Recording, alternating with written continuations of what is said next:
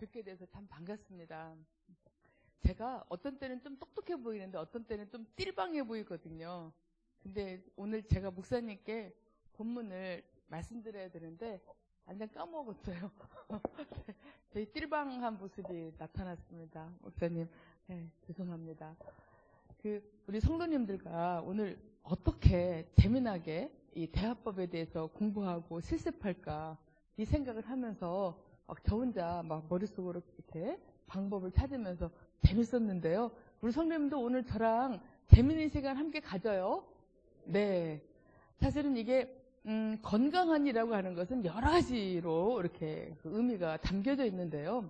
서로가 서로를 이렇게 헐뜯고 서로가 막 이렇게 깔아내리고 서로가 서로를 미워하고 관계가 막 나빠지고 이런 것들은 건강하지 않은 대화법이라면 서로 더 대화를 하면 할수록 친밀해지는 이런 대화법을 오늘 우리가 함께 나눌까 생각을 합니다.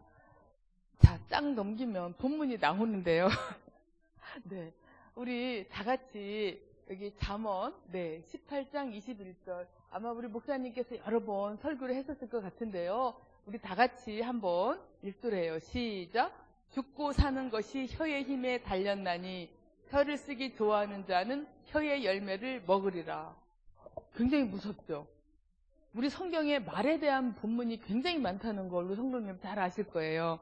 어쩌면 이 말씀은 이 혀라는 것은 살리기도 하고 죽이기도 하는 이런 힘을 이렇게 가졌는데 내가 혀를 어떻게 사용하느냐 그 대가를 내가 무서워.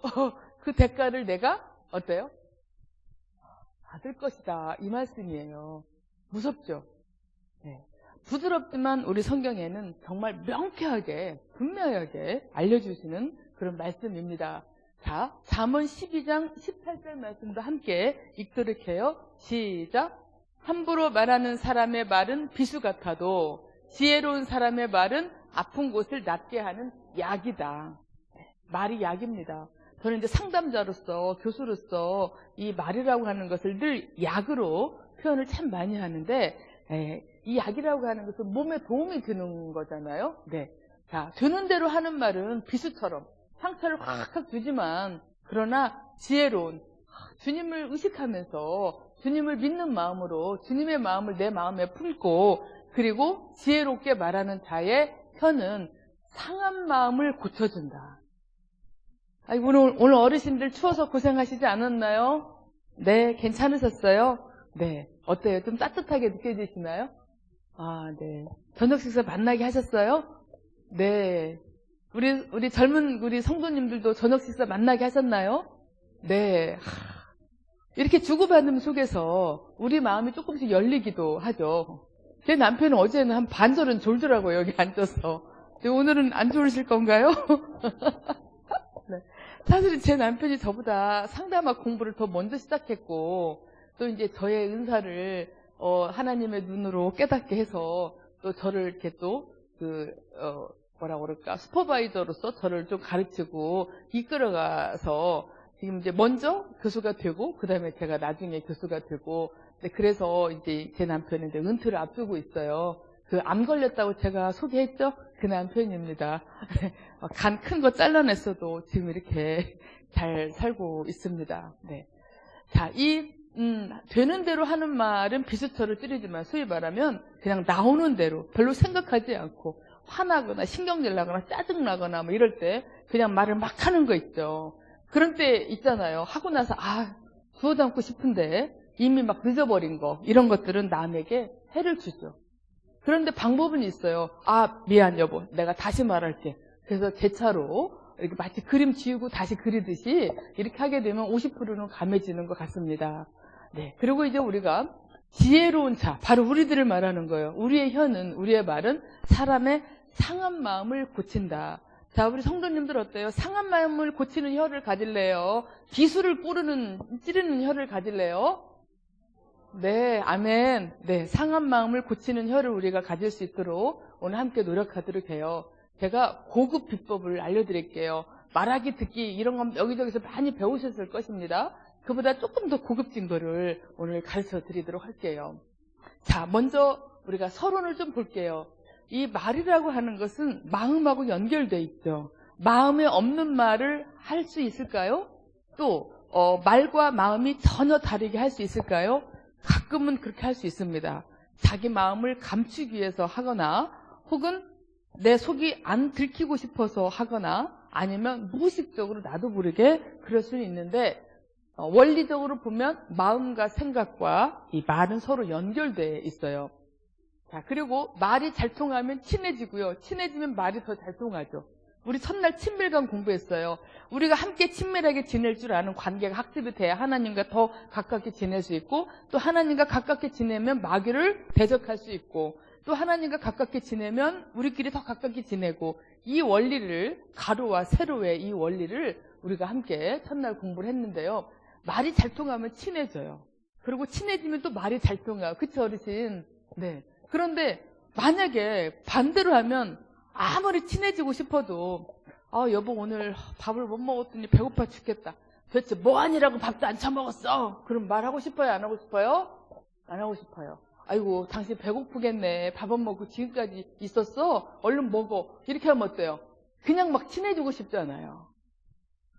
이 말이라는 게 우리가 정말 어떻게 혀를 쓰느냐에 따라서 그 결과가 참 많이 다르게 됩니다. 우리 말하는 공부 해야 됩니다, 여러분. 우리가 어른이지만 말하는 공부, 그 다음에 연습, 이걸 우리가 해야 됩니다. 어른이 되어서 무슨 말하기 연습이야? 이렇게 생각할 수도 있지만 지혜로운 말, 건강한 대화법, 그리스도인다운 말 이런 것은 우리가 계속 연습하고 계속해서 노력을 해야 합니다. 자, 말하는 자와 듣는 자가 서로 잘 이해해야 돼요. 말하는 자는 나는 오늘 당신이 좀 이렇게 내가 힘드니까 설거지도 좀 해주고 좀 청소 좀 해줬으면 좋겠어. 이렇게 말을 했어요, 아내가. 여보, 나 좀 오늘 도와줄 수 없을까? 힘드니까. 그랬더니 남편이 그 말에 대해서 이렇게 좀 이해를 한다면 왜 오늘 힘들어? 내가 좀 집안일을 좀 할까? 그럼 당신 좀 쉬어. 이렇게 하면 말하는 사람의 의도를 듣는 사람이 잘 이해를 하는 건데요. 화자와 청자가 만약에 서로 엇갈리게 된다면 여보 오늘 내가 조금 많이 피곤하네. 당신이 조금 집안일 좀 해줄 수 없을까? 이렇게 말했더니 이제 남편이 당신만 힘들어? 나도 얼마나 힘드는데. 하기 싫으면 하지 마. 그냥 놔둬. 그냥 안 먹으면 되지. 이렇게 말을 하면 이 아내가 얼마나 마음이 상하겠습니까? 그렇죠? 혹시 오늘 밤에 조금 전에 아내하고 남편하고 다투고 오신 분 한번 오늘 회개하시길 바래요. 이 시간에. 내가 이렇게 말한 것이 나는 그냥 한 얘기인데 내 아내는, 내 남편은 그게 상처가 될 수 있겠구나. 가까운 사람일수록 상처가 더 많이 됩니다. 그래서 우리가 거절할 수도 있고 지적할 수도 있어요. 그러나 비수처럼 꽂는 말은 하지 않아야 됩니다. 지적도 부드럽게, 그렇죠? 거절도 부드럽게, 인격적으로 함부로 말하지 않는 거, 이게 굉장히 중요하죠. 오늘 우리 그렇게 하실 거죠? 네. 그리고 계속 연습하실 거죠? 네. 제가 숙제 검사는 못하지만 꼭 하시기를 부탁을 드리겠습니다. 우리 가족관계에서는요, 감정을 많이 쓰기 때문에 훨씬 더 말이 중요합니다. 사회적인 관계에서는 그래도 감정을 조금 억제하고 말을 하기 때문에 막 자기 동료한테 화가 났어도 막 참고 말해요. 그런데 가족끼리는 별로 안 참고 말하는 경향이 있습니다. 그렇죠? 네. 그래서 가족끼리는 말을 조금 더 함부로 하고 감정을 막 섞어가지고 하기도 하고 그래서 가장 가까워야 될 우리 가족 중에 가장 상처를 많이 주는 사람이 생겨나기도 합니다. 가족끼리 함께 살다 보면 얼마나 이런저런 일이 많습니까? 그렇죠? 어떻게 보면 그냥 누가 꼭 뭘 잘못하지 않았어도 다른 이유로 기분이 상하는 것도 있고 크고 작은 어려움들이 생깁니다.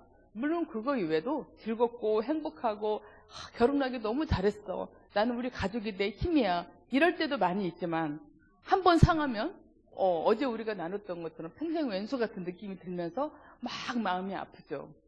그런데 또 조금 있다가 그게 또 풀리기도 하고 우리 가족은 그런 독특한 특성을 가지고 있습니다. 여러분 만약에 지금 돈 문제가 뭔가 해결이 안 됐거나 폭력 문제가 있거나 혹은 알코올 문제가 있거나 또는 자녀가 시험에 떨어져서 이런 어떤 또 학교는 졸업했는데 취업이 안 되거나 뭔가 이렇게 양쪽 집안에 막 서로 엮여가지고 막 갈등이 있거나 혹시 이런 일 있는 분 계십니까, 여러분?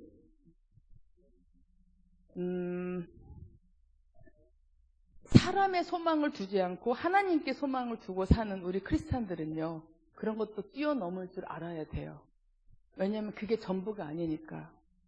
지금 내가 내 남편이 너무 속을 썩일지라도, 내 자녀가 너무 속을 썩일지라도, 내 아내가 너무 속을지라도, 나를 속썩일지라도 여러분 속지 마십시오. 그게 전부가 아닙니다. 그게 전부가 아니고 그게 내가 마지막에 어떤 부딪히는 결과가 아닙니다. 과정일 뿐입니다. 물론 가난했던 사람이 부자가 되진 않을 수도 있어요. 자식이 취업이 안 돼서 힘드는데 계속 안 될 수도 있어요. 또 때리는 남편 못 고칠 수도 있어요. 알코올 중독된 남편 못 고칠 수도 있어요. 그러나 그 자체가 목적이 되어서는 안 됩니다, 여러분. 그것보다 더 중요한 것은 우리는 구원과 영생에 소망을 두고 하나님을 바라봐야 합니다. 마치 이 세상에서 내가 많은 행복을 누리고 많은 그 영화를 누리고 뭔가 안락한 생활을 누리고 이렇게 사는 것이 우리의 목표라면 믿는 사람과 안 믿는 사람이 무슨 차이가 있겠습니까? 만약에 우리가 맛있는 거 먹고 좋은 옷 입고 일이 다 잘 풀리고 언제나 행복하고 하하호호하고 이렇게 누릴 수 있다면 우리 주님이 십자가를 왜 지셨겠습니까? 우리는 시시하게 잘 먹고 잘 마시고 잘 먹고 이런 것이 우리 삶의 목표가 아닙니다, 여러분. 그러면 우리가 왜 가끔은 행복한 시간이 필요하냐? 이 거룩한 길, 우리 주님이 가신 길을 우리가 따라가기 위해서 헉헉거리니까 우리끼리 가끔 행복하기도 하고 가끔 맛있는 거 먹으면서 즐겁기도 하고 또 우리 안에서 행복을 좀 맛보고 이렇게 거기서 에너지가 생기지 않겠어요? 네, 이런 것들, 맛있는 거, 행복한 시간, 즐거운 시간, 기쁜 시간, 이것은 이 거룩의 길을 가는 데 쓰는 에너지입니다, 여러분. 그 자체가 목표가 아니라. 아멘? 네. 그래서 지금 남편이 정말 너무나 문제를 많이 일으키고 아내가 너무 많은 문제를 일으키고 그래도 여러분 거기에 속지 마시고 그게 내 인생의 전부고 내가 도대체가 소망이 없는 인생이고 이런 생각 하시지 마시길 바라요. 물론 치료를 하려고 노력하지만 안 되면 그것도 어쩔 수 없습니다. 그러나 우리 자신이 하나님과 끈을 놓치면 안 돼요. 네, 아멘. 네, 구원과 영생이 더 중요해요. 지금 속썩이는 그 사람 덜 중요해요. 나와 하나님의 관계가 더 중요합니다. 네, 그런 때는 너무 힘들면 그냥 울면서 하나님께 엎드려서 우시고 그리고 좀 기분이 괜찮아지면 좀 웃으시고 또 맛있는 거 먹으면서 또 힘내시고 서로가 격려하시면서 끝까지 주님 오시는 그날까지 우리 하나님의 끈을 놓지 않고 가기를 소망합니다. 자, 힘들었던 일에 대해서 우리가 서로 이해하고 사과하고 한다면 이게 추억이 됩니다. 아, 그때 우리가 법원 앞까지 갔지. 아, 그때 당신이 나 때렸을 때 나 죽는 줄 알았어. 야, 그때 왜 그랬어? 노년기가 돼가지고 아, 여보 미안해. 내가 그때 왜 그랬나 몰라. 그때 좀 잘했어야 되는데 이런 얘기를 나누게 된다면 이게 추억이 됩니다. 그러나 이게 화해가 안 됐다면 이것은 어때요? 내 안에 비수처럼 꽂힌 상처로 남아있게 되는 거죠. 어쩌면 우리가 어떤 좋은 부부가 제일 좋은 부부냐면 서로의 영성을 깎아먹지 않는 부부가 제일 좋아요. 남편은 아내의 영성을 도와주고, 왜냐하면 마음이 상하면 하나님하고 멀어지잖아요. 둘이 싸우고 갈등하고 속상하고 그러면 하나님과 멀어져요. 자동적으로 그렇게 돼요. 두 가지는 함께 있기가 어렵기 때문에. 두 마음을 품지 말라고 하셨잖아요. 그래서 우리가 아내가 남편의 영성을, 남편이 아내의 영성을 서로가 갉아먹지 않는 부부가 최고로 좋은 부부입니다. 그러려면 어떻게 해야 되겠어요? 사과도 하고 화해도 하고 잘못을 고치려고 노력도 해보고 고맙다는 말도 할 줄 알고 이런 것들이 필요합니다. 그래서 우리가 가족이 친밀하게 또 우리 공동체가 친밀하게 지내기 위해서는 우리가 공부를 해야 하고 연습을 해야 된다. 다시 한번 제가 강조를 합니다. 저는 오래전부터 왜 우리나라 사람들이 영화를 보면 다른 나라 사람들에 비해서 왜 이렇게 화를 잘 내나, 왜 이렇게 욕을 많이 하나, 왜 이렇게 말을 함부로 하나 참 관심이 많았습니다. 그러면서 제가 어떤 책을 보고 어떤 논문을 보면서 깨달은 게 있었어요. 어떤 거냐면 우리나라 역사는 억울한 게 너무 많았구나. 이 분노가 너무 많이 쌓였구나. 다음 세대로 계속 그게 전수가 되게 되면서 이 속에 있는 화, 짜증, 신경질, 분노 이것을 상대방에게 말을 함부로 하면서 풀었던 거죠. 여러분 혹시 미스터 선샤인 보셨나요? 아, 네. 우리 진주분들은 성경 보시느라고 드라마도 안 보시나 보다. 그거 굉장히 핫한 드라마예요, 여러분. 미스터 선샤인 나온 거기에서 뭐가 나오냐면 너무나 억울하게, 너무나 처참하게 일본 사람들에게 우리나라 사람들이 당하는 장면들이 여러 번 나와요. 그 장면을 보다 보면 나도 모르게 손이 떨리게 되고, 야, 억울해서 어떻게 살았을까? 저 억울한 마음을 어떻게 풀었을까? 너무나 억울하게 죽고 다 망가뜨리고 그냥 다 없애버리고 이런 상황들이 그냥 비일비재한 거예요. 일상생활처럼. 저도 저희 할머니가 99세까지 사셨었는데 저희 할머니에게 일제 때 어떤 일을 겪었는가를 참 많이 들었었어요. 그 속에 묻힌 막 응어리, 그 화덩어리죠? 화병 같은 이런 것들이 말로, 나쁜 말로 누구한테 제일 많이 했을까요? 가족들에게. 제가 한 번에 이제 우리 대학원 수업을 하는데 자기가 자라면서 부모님에게 들었던 욕을 한번 써보라고 그랬어요. 그때 칠판이 여기서부터 저만한데 칠판이 꽉 차가지고 자리가 없었어요. 얼마나 많은 욕을 들었는지. 죄송하지만 이거 녹화하나요? 안 하죠? 하나요. 그럼 안 되겠네. 네. 녹화하는군요. 그 홈페이지에다 올리나요, 목사님? 그렇군요. 네. 정말 그 욕이 써보니까요 기가 막힌 거예요. 그 뜻까지 이렇게 음미를 하면서 들어보니까 그런 욕들을 하고 또 듣고 그리고 우리가 사는 거예요. 그리고 너무나 막 말을 함부로 하는 거, 화가 나면 그냥 아무 말이나 하는 게 우리의 본능이거든요. 근데 이 본능은 이성으로 억제를 하고 교육으로 통제를 해야 되는데 그 통제하고 억제할 수 있는 이런 기회가 없다 보니까 가난해서 먹고 사느라고 어디서 배울 수가 없었잖아요. 그러니까 본능대로 화나면 지르고 열받으면 욕하고 그냥 내가 마음이 너무 힘들면 어떻게 자식들한테 제일 만만한 자식들한테 막 풀고 이렇게 우리가 한 세기를 사는 거예요. 물론 조선시대라고 어떤지는 모르겠지만 가장 최근의 것만 우리가 이렇게 생각을 해볼 때 그래서 제가 이렇게 한번 써봤습니다. 우리나라에 그 한이 맺힐 정도로 이 고생스러운 그 역사들, 일제강점기, 전쟁, 가난, 그러면서 우리 조부모 세대, 또 부모 세대, 또 그 다음에 우리 자녀 이렇게 세대가 이렇게 거듭돼 오면서 욕설, 비난, 폭언, 폭력 이런 것들로 푸른 거예요. 이해가 되십니까? 네. 우리 어르신들 죄송하지만 우리 이쁘신 어르신들 몇 년생이세요? 언니들 제가 알아맞혀 볼까요? 한 30년생? 맞나요? 네, 비밀인가요? 네, 우리 언니들이 신비주의를 좋아하시나 보다. 나이를 안 알려주시고. 네, 혹시 35년생? 네, 진짜 우리 언니들 어르신들이 말씀 안 해주시네요.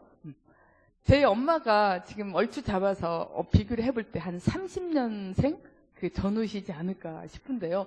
일제시대에 겪으셨죠? 그쵸? 네. 일본 순사들 본 기억 있으시죠? 네. 그때 고생 많이 하셨죠? 네. 쌀밥 드시기 힘드셨죠? 죽 드셨죠? 네. 또 막 이 전쟁 때는 이 폭탄 떨어지고 이러니까 막 방공호에 숨으셔야 되고 그랬죠? 네. 우리 어르신들 박수 한번 주세요. 애쓰셨습니다. 네. 정말 우리 여기 앞에 계시는 어르신들이 가장 힘들 때, 우리나라가 최고로 힘들 때 젊은 시절을 보내셨던 것 같아요. 최고로 힘들 때. 가난해서 힘들고 전쟁 때문에 힘들고 또 딸이라고 일을 더 많이 시키잖아요. 그래서 힘들고 여러 가지 이유로 우리 어르신들이 정말 많이 일을 많이 하시고 고생을 많이 하셨을 거예요. 근데 이것이 다음 세대로 우리한테 넘어오면서 사실 우리나라가 조금 먹고 살만한 데가 언제냐면 90년대예요. 사실 그 전까지만 해도 참 가난했습니다. 제가 70년대에 국민학교 중학교 60년대에 국민학교를 다녔고 고등학교를 70년대에 다녔고 대학을 70년대에 들어갔는데 정말 가난했어요. 저희도, 기억이 나요. 도시락도 못 사오고, 가난해서, 이게 라면이 그때 계란 안 넣으면 150원이고, 계란 넣으면 200원이고, 떡라면이 축으로 비쌌어요. 떡라면이 250원으로 가장 고급스러운 이제 우리들의 음식이었는데, 그것도 제대로 못 사 먹어서, 이렇게 하나, 이렇게 끓일 때 아줌마 물 좀 많이 넣어주세요. 그래서 거기다 집에서 꽁보리밥 갖다가 이렇게 말아서 먹고, 둘이 나눠서 먹고, 그랬었어요. 그런데 이게 갑자기 팍팍팍 변하더니 우리나라가 90년대에는 좀, 잘 사는 사람들이 좀 늘어나게 된 거죠. 사실 그 전까지는 우리나라가 정말 힘든 시절을 많이 보냈습니다. 여전히 힘들게 사는 분들도 주변에 계시긴 하지만 통계적으로 보면 좀 더 늘어나긴 했어요. 잘 사는 분들이. 자, 이렇게 하면서 우리한테 뭐가 생겼냐면 화를 잘못 내는 습관이 생겼고 말하는 습관이 잘못 들은 부분이 있어요. 우리나라 이런 힘든 시간들을 보내면서. 네. 자, 그래서 우리가 나도 모르게 무의식적으로 배우고 욕하고 소리 지르고 부정적으로 말하고 비난하고 비꼬아서 말하고 뭐 이런 것들이 몸에 배였던 거죠. 그냥 야, 밥 먹어라. 배고프지? 이렇게 하면 참 좋은데 뭐 하냐? 이제 그만하고 밥이나 처먹어라. 이렇게 하게 되면 참 그거 먹는 사람 기분이 거시기 하지 않나요? 그쵸? 똑같은 말이라도 아유 청소하느라고 애썼어. 이렇게 하면 참 좋은데 그것 좀 했다고 뭐가 힘들어? 그까짓 거 했다고. 이런 것도 참 똑같은 말이라도 본전도 안 나와요. 그쵸? 지금 제 말에 다 동의하시는 거죠? 네. 우리 왜 이렇게 말하고 사는지 모르겠어요. 이제부터는 우리 그렇게 하지 마요. 이 역사를 거슬러 올라가 보면 아까 말씀드린 것처럼 어디선가 잘못된 방식이 교육과 학습에 의해서 바로잡지 못하고 마치 그게 옳은 것처럼 정당화를 시키면서 우리의 문화로 자리를 잡은 거예요. 그러면서 뭐라고 하냐면 화났을 때 뭔 말을 못해. 자, X의 O예요? X입니다. 아무리 화가 나서도 해서는 안 되는 말을 안 해야 돼요. 나는 화났을 때 뿐이잖아. 나는 뒷굿이 없잖아. 자, X의 O예요? X입니다. 네. 아무리 화났더라도 함부로 말하면 안 돼요. 아무리 화났더라도 욕설을 하거나 비난하거나 그 사람의 존재를 깎아내리거나 이런 얘기는 비꼬거나 이런 얘기를 하면 안 됩니다. 잘못된 말입니다. 자, 그래서 우리가 이런 원리를 깨닫고 이제부터 우리가 연습해야 되겠구나. 그래서 내 가족, 우리 공동체, 또 우리 자녀, 부부 새로운 대화 습관을 우리가 가져가야 되겠구나. 이렇게 생각을 하시면 좋겠습니다. 참 학자들이 참 연구를 많이 해요. 참 고마운 사람들이죠. 밥만 먹고 연구만 하는 분들이 참 많습니다. 인간의 대화를 연구를 했더니 공통적인 게 있었어요. 그걸 우리는 대화의 원리다 이렇게 표현을 하는데요. 자, 1번 시작. 말뿐만 아니라 표정, 제스처, 행동으로도 말한다. 어떤 부부들이 우리가 부부 상담을 할 때 막 이런 말을 해요. 우리 부부는 한 달 동안 말 안 했어요. 이렇게 말하는 경우가 있어요. 그렇죠? 한 달 동안 말 안 했어요. 우리 부부는 잘 안 싸워요. 막 이런 얘기를 하거든요. 근데 그 얘기를 자세히 들어보면 말로 안 싸운다는 얘기지 행동과 눈빛으로 엄청 싸워요. 자, 말이라고 하는 것은 이렇게 언어적인 것만 하는 것으로 생각하는데 그것이 아니라 표정으로도 말할 수 있고 제스처로도 말할 수 있고 행동으로도 말할 수 있어요. 자, 볼게요. 아침에 부부가 싸웠어요. 남편이 퇴근하고 저녁에 집에 오셨는데 아내가 본체만체 방으로 들어가서 드라마를 봐요. 남편이 밥 달라고 하니까 짜증내면서 나와가지고 어때요? 반찬 그릇을 팍팍 막 이렇게 소리나게 식탁에다가 놉니다. 자, 이때 아내는 행동을 통해서 뭐라고 말하고 있어요? 자, 시작.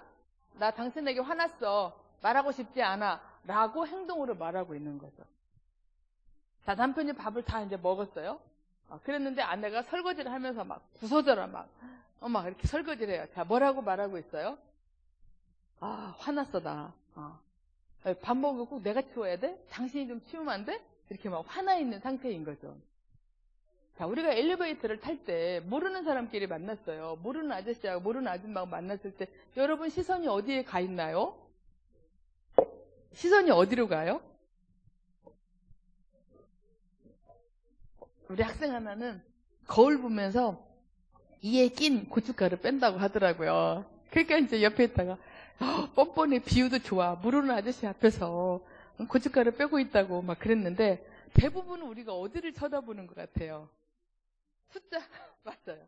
숫자를 쳐다보고 있거나 아니면은 뭐 광고판 같은 거 쳐다보고 있죠. 자, 그 행동이 뭐라고 말해요? 나는 지금 당신하고 어색해요. 시선을 마주하기가 어색해요. 라고 말하고 있는 거죠. 우리의 행동이, 우리의 제스처가, 우리의 표정이. 자, 만약에 학생이, 자녀가 이제 엄마한테, 엄마하고 이제 성적표를 보여줬어요. 그때 엄마가 인상을 탁 써요. 뭐라고 말해요? 너는 그걸 성적이라고 받아왔니? 공부 좀 하지? 라고 말하는 거죠. 평소에 말로는 건강하게만 잘하면 돼. 공부 별로 중요하지 않아. 이랬는데 성적표를 딱 보던 인상을 탁 쓰면 우리 아이가 말을 믿겠어요? 표정을 믿겠어요? 예. 진짜 잘하시네요. 실제로 연구 결과에서요. 한 6.5대 3.5니까 거의 7대3 비율입니다. 동시에 언어와 비언어를 같이 이렇게 줬을 때 언어보다 비언어를 더 많이 믿었어요. 그러니까 우리가 말로 하는 언어보다 몸과 얼굴과 표정과 행동과 제스처로 하는 언어가 우리 아이들을 더 많이 어때요? 믿게 만드는 거죠. 자, 엄마 아빠가 막 말을 안 해요. 그러니까 아이가 와가지고 왜 엄마 아빠 오늘 싸웠어? 그래요. 아니 공기가 좀 이상한데 뭐 싸운 것 같은데 안 싸웠다니까 막 이렇게. 그런데 아이들은 표정만 보고 알죠. 행동하는 것만 보고 알아요. 뭔가 이상한데. 네. 그래서 아이들은 엄마 아빠는 말로만 대화를 한다라고 생각하지만 특히 우리 가족들이 볼 때에는 특히 어린아이들이 볼 때에는 힘센 사람 눈치를 많이 보기 때문에 이런 비언어적인 이런 행동적인 이런 메시지를 더 많이 감지를 하는 경향이 있습니다. 어떤 애들은 이렇게 말해요. 엄마하고 아빠하고 인상을 확 쓰고 막 있을 때는 이렇게 좀 걱정이 되는데 둘이 한번 싹 부딪히고 나면 오히려 올 것이 왔구나. 그래서 마음이 편해지기도 한다고 이렇게 얘기도 합니다. 참 우리가 국민학교 때부터 교과서에 화 다루기 이런 말하는 습관, 화났을 때 어떻게 말할 것인가 이거를 국민학교 교과서부터 참 가르치면 좋은데 우리가 그런 것들이 좀 훈련이 부족했었습니다. 자, 아들이 집에 오자마자 엄마가 학교 잘 갔다 왔니? 이렇게 물어보니까 대답도 안 오고 방에 들어가서 안 나옵니다. 이때요 가서 막 끝까지 끌어내려고 하지 말고 잠시 기다려주는 게 필요해요. 문 탁 닫고 안 나오면 뭐라고 말하는 거예요? 시작. 네. 그런데 이때 학교 잘 갔다 왔어? 이런데 대답도 안 오고 막 이렇게 싹 탱까고 방으로 딱 들어가가지고 문 닫고 안 나오니까 엄마가 가가지고 막 너 이놈의 자식아 네가 컸다고 나를 무시하냐? 네 할머니도 나를 무시해서 내가 너무 힘든데 너까지 나를 무시하냐? 이러면서 막 얘한테 야단을 치게 되면 이제 얘가 그만 좀 하라고! 그리고 소리를 버럭 지르겠지. 그럼 또 엄마가 어떻게 해요? 버르장머리 없이 엄마한테 소리 지른다고 또 막 뭐라고 하지. 그럼 이제 그날 종친 거예요. 그날 기분은. 이럴 때는요. 우리 아들이, 우리 딸이 조금 혼자 있고 싶은갑다. 그래, 알았어. 뭐 배고프면 이따가 나와. 그리고 기다릴 줄 알아야죠. 그러고 나오면 뭐 좀 줄까? 먹으면서 왜 오늘 학교에서 무슨 일 있었어? 얼마나 고급집니까? 그렇게 하실 수 있죠. 일주일에 한 번이라도 한번 시도해 보시면 참 좋을 것 같아요. 비언어적으로 행동으로 말을 할 때 거기서 나타나는 메시지를 정확하게 읽는 것도 굉장히 중요합니다. 우리가 자기가 화를 났을 때 어떤 아빠는 자기는 절대로 자기 딸한테 화를 안 낸대요. 근데 딸은 아빠가 화를 잘 낸대요. 두 사람이 서로 안 맞죠? 그럴 땐 제가 아빠한테 물어봐요. 아니 딸한테. 아빠가 어떻게 하고 있을 때 네가 보기에 아빠가 화난 것 같아? 이렇게 물어보면 아빠가 입 딱 다물고 인상 딱 쓰고 가만히 있으면 그때 화난 것 같다는 거예요. 그래서 제가 아빠한테 물어봐요. 그때 어떤 기분이 셨나요? 아이가 말할 때. 화를 참고 있었다라고 말을 해요. 자, 아빠는 화를 참고 있었으니까 화가 안 났다고 생각해요. 근데 딸은 아빠가 화났다고 생각해요. 무엇이 기준이냐 다를 수 있겠죠. 지금 우리 딸은 표정도 이 언어 중에 하나라고 보고 있고 아빠는 말로 안 나갔으면 어때요? 자기는 화를 안 냈다라고 생각을 하는데요. 우리가 그렇지 않다는 것을 오늘 우리가 하나 공부를 할게요. 그래서 그럴 때는 어떻게 해야 돼요? 아빠 지금 화났어? 그럴 때는 화가 났는데 아빠가 지금 화를 안 내려고 굉장히 노력하고 있어. 이렇게 말할 줄 알아야 되겠죠. 아빠 표정에는 그게 나타나니까. 이런 대화가 진짜 건강한 대화입니다. 자, 그 다음에 이 대화 원리에서 보면은요, 이런 거 있어요. 당신 왜 그래? 왜 이렇게 아무 말도, 네, 어서 오십시오. 환영합니다. 네. 왜 아무 말도 않고 막 그래? 그럴 때, 내가 언제 뭐라고 했어? 난 아무 말도 안 했잖아. 이렇게 말하게 되면 대화가 서로 엇나가게 돼요. 아니, 당신 아까부터 말을 안 하고 있잖아. 대체 왜 그래? 이러면, 내가 지금 기분이 조금 별로라서 지금 말을 안 하고 있으니까 나 그냥 조금만 놔둬. 좀 있으면 내가 풀어줄 거니까. 이렇게 말하면 어때요? 상대방이 더 이상 물어보지 않겠죠. 언어에만 기준을 두게 되면 그것만 보고 대답을 하지만 다른 사람이 내 표정을 볼 때 내가 어땠을까?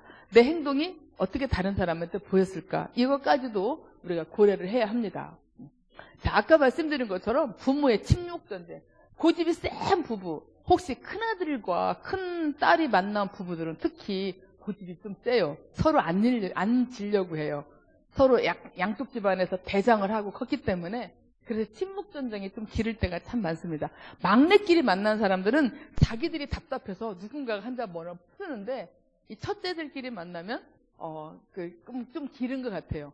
이렇게 비교를 해보면 이 침묵전쟁을 할 때에 자녀들은 굉장히 고통스러워요. 그 막 긴장, 초조, 불안 이걸 견뎌야 되기 때문에 그래서 부부싸움을 많이 하는 집안에서 자란 아이들은 만성 불안에 시달리게 돼요. 별거 아닌 걸로도 너무 많이 불안해하고 이제 저희 같은 사람들이 그거 치료하느라고 시간 좀 씁니다. 이 만성 불안이 된 사람들의 가장 원인 중에 하나가 옛날에는 전쟁이었어요. 전쟁, 가난 이런 것들이 만성 불안의 원인이 될 때가 많았는데 지금 이제 우리나라가 좀 사는 것이 좀 좋아지고 난 뒤부터는요. 만성 불안의 원인이 1차 원인이 부모의 부부싸움이 1차적으로 많습니다. 그 다음에 이제 이사를 자주 간 거, 뭐 전학을 자주 간 거, 그 다음에 친구들의 싸들림을 당한 거, 또 상실을 경험한 거, 이렇게 등등등 여러 가지 이제 이유들이 거기 추가되기도 하죠. 우리가 내가 화났다는 것을 인정하고 화를 풀려고 노력하는 것이 굉장히 바람직합니다. 지금 내가 화라고 하는 것을 1에서 10으로 볼 때 10만큼 화가 나야 화난 게 아니라 1만큼 화났고 2만큼 화났고 3만큼 화났고 이렇게 나누어서 볼 줄 아는 것이 참 필요해요. 내가 화가 났다는 사실을 인정할 줄 알고 내가 화났을 때 어떤 표정을 짓는가, 어떤 말을 하는가, 어떤 행동을 하는가를 내가 사전에 알고 있다면 다른 사람이 나한테 왜 이렇게 화나고 그래? 맞아. 지금 내가 조금 그래. 그냥 나 방에 좀 조용히 있을 테니까 당신 나한테 말 시키지 말고 나 좀 그냥 좀 놔줘. 그래 알았어. 좀 이따가 나와. 이렇게 할 수도 있겠죠. 그런데 그걸 기다려주지 못하면 둘이 이제 그날은 장미의 전쟁을 하는 날이 드는데요. 혹시 어제 제가 말씀드린 영화 보셨나요, 누구? 아직 시간이 안 되셨군요. 네, 시간이 되시면 한번 꼭 보시길 바라요.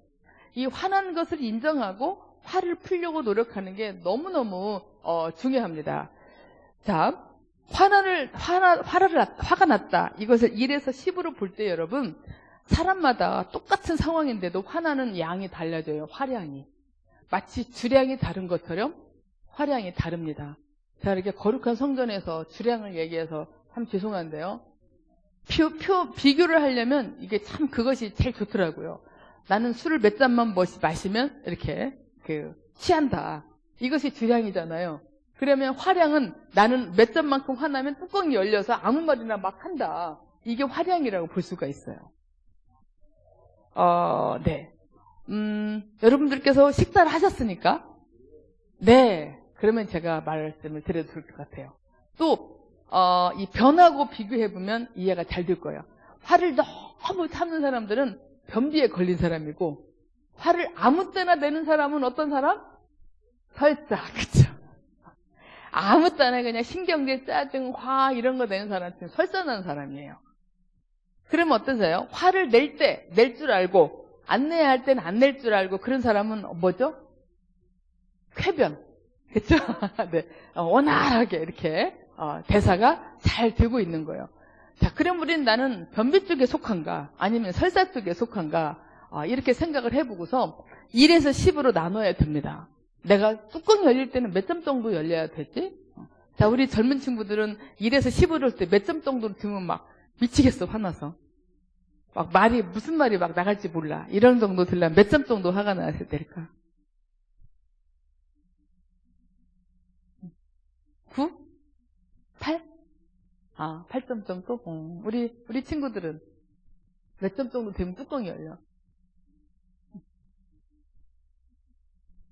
아, 되게 이쁘다. 몇 점 정도 되면? 한 9?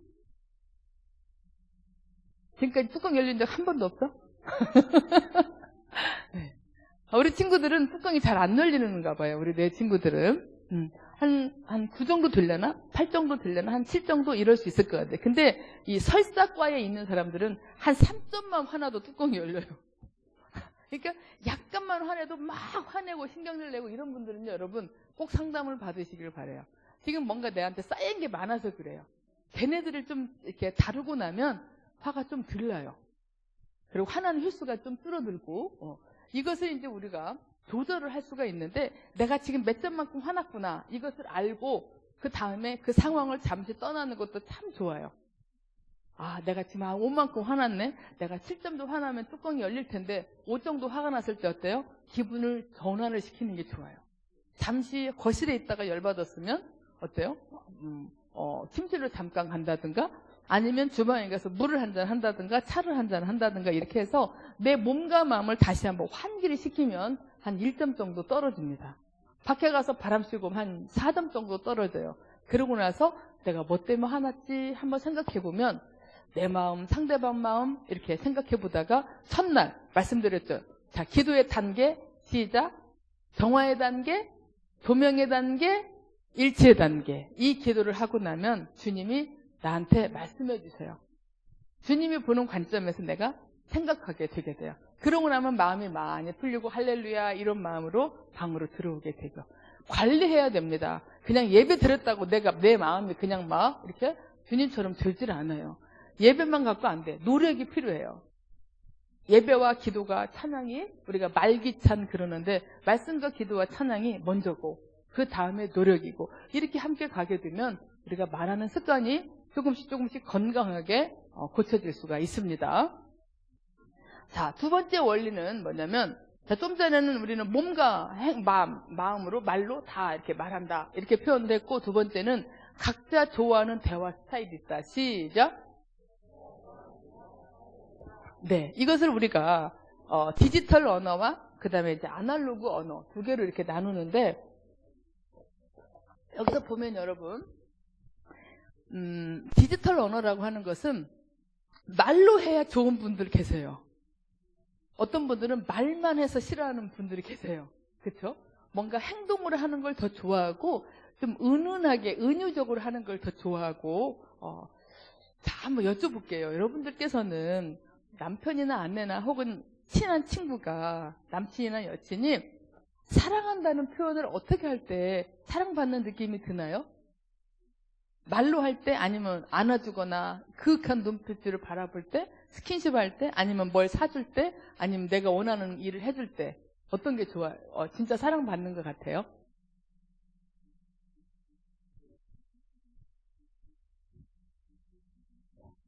이럴 줄 알았으면 제가 몇 명 데리고 와서 여기저기 좀 심어놓을 걸 그랬어요.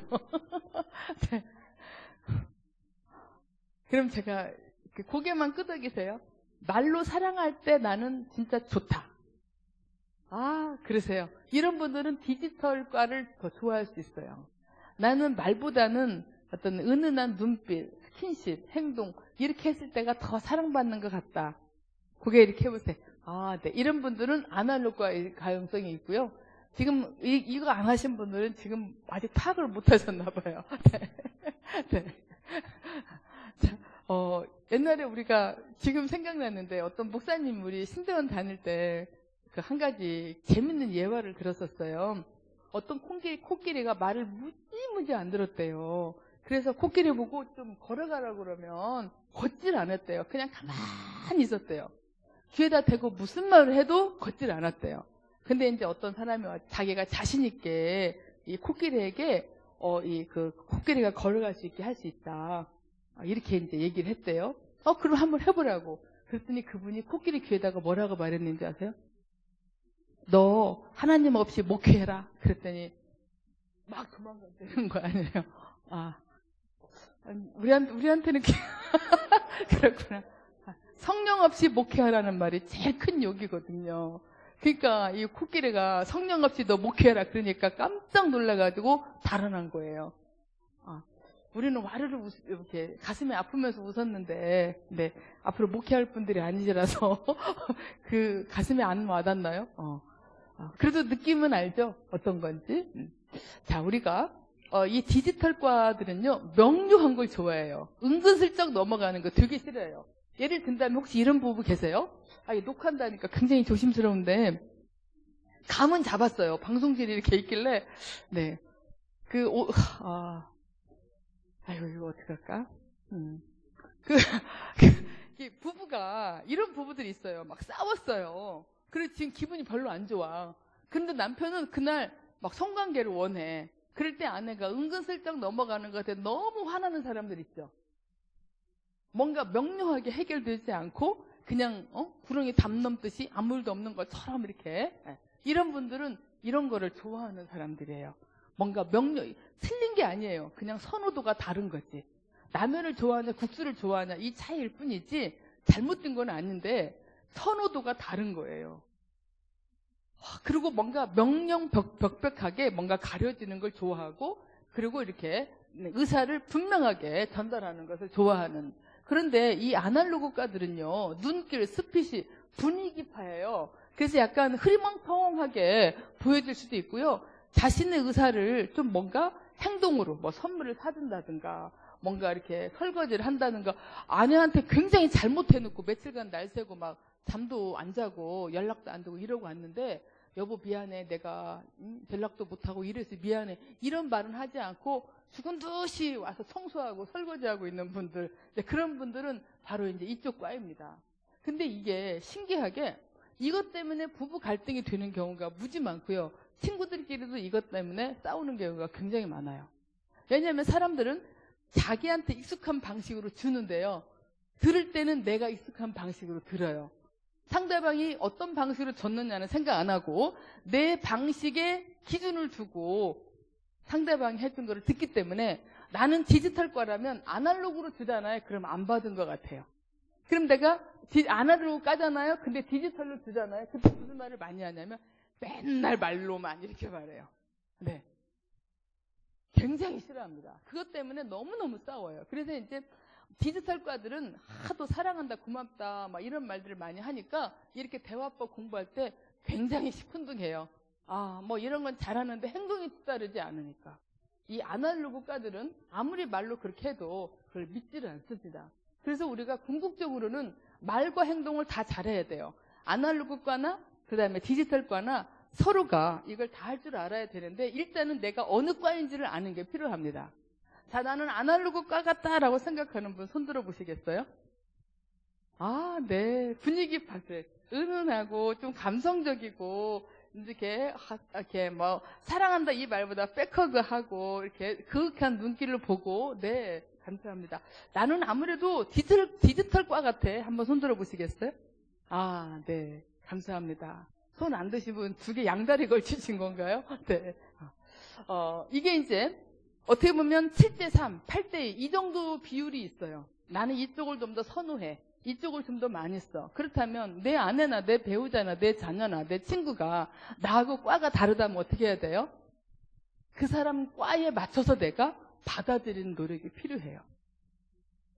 나는 아날로그까지만 내 남편이 디지털과니까 내 남편이 나한테 주고 싶은 그 마음, 그걸 내가 받아들일 줄 아는 거. 서로 과가 다르지만 이걸 할 줄 알게 되면 한 15년, 20년, 30년 살면 두 사람이 서로 같이 섞어서 쓰기 때문에 나중에는 구분이 잘 안 돼요.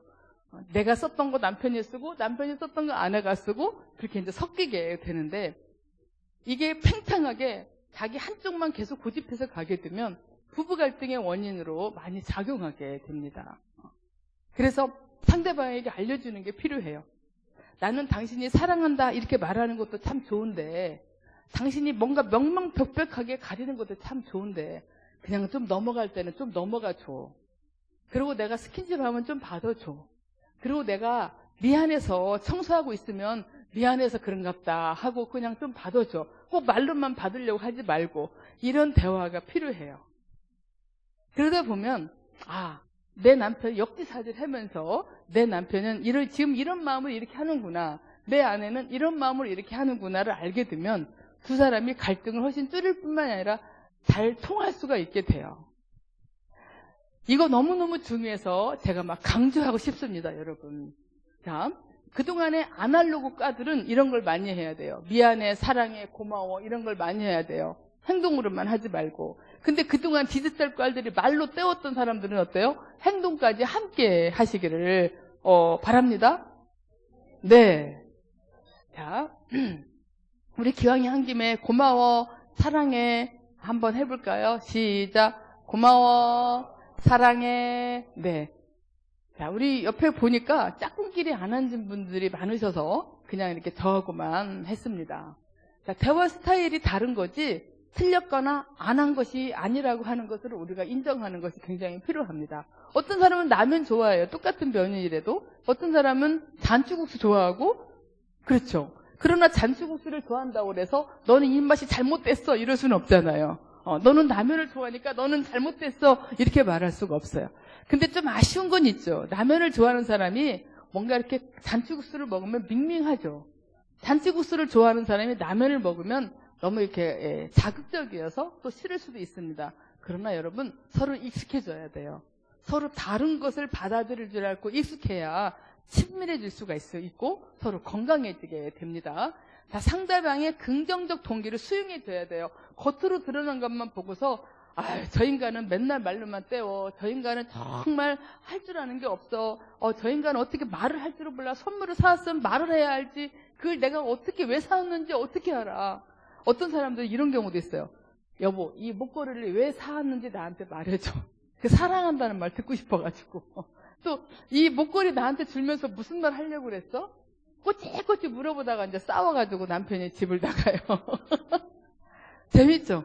그냥 선물 주면 아이고 나를 사랑해서 사왔나 보다 이렇게 생각하고, 그리고 나중에 기분 좋을 때 여보 기왕이면 사랑한다 이 말도 같이 해줘. 그러면 얼마나 귀엽고 이뻐요. 그렇죠?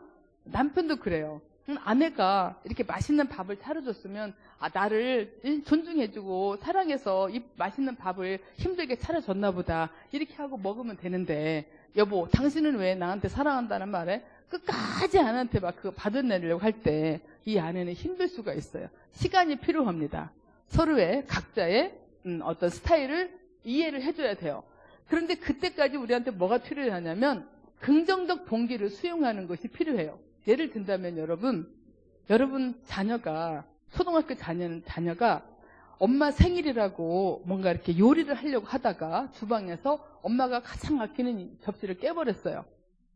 자, 그러면 그때 이 긍정적 동기를 알아주려면 어떻게 해야 되냐면, 엄마 생일이라고 맛있는 음식 만들고 싶었어? 그래, 그런데 접시를 깼구나. 속상하긴 하다. 엄마가 아끼는 건데 다치지 않았어? 괜찮아? 그렇게 안아줄 줄 알고, 고마워. 그 마음이 너무 고마워. 이렇게 말할 줄 아는 것이 그게 바로 긍정적 동기를 알아주는 마음이에요, 여러분.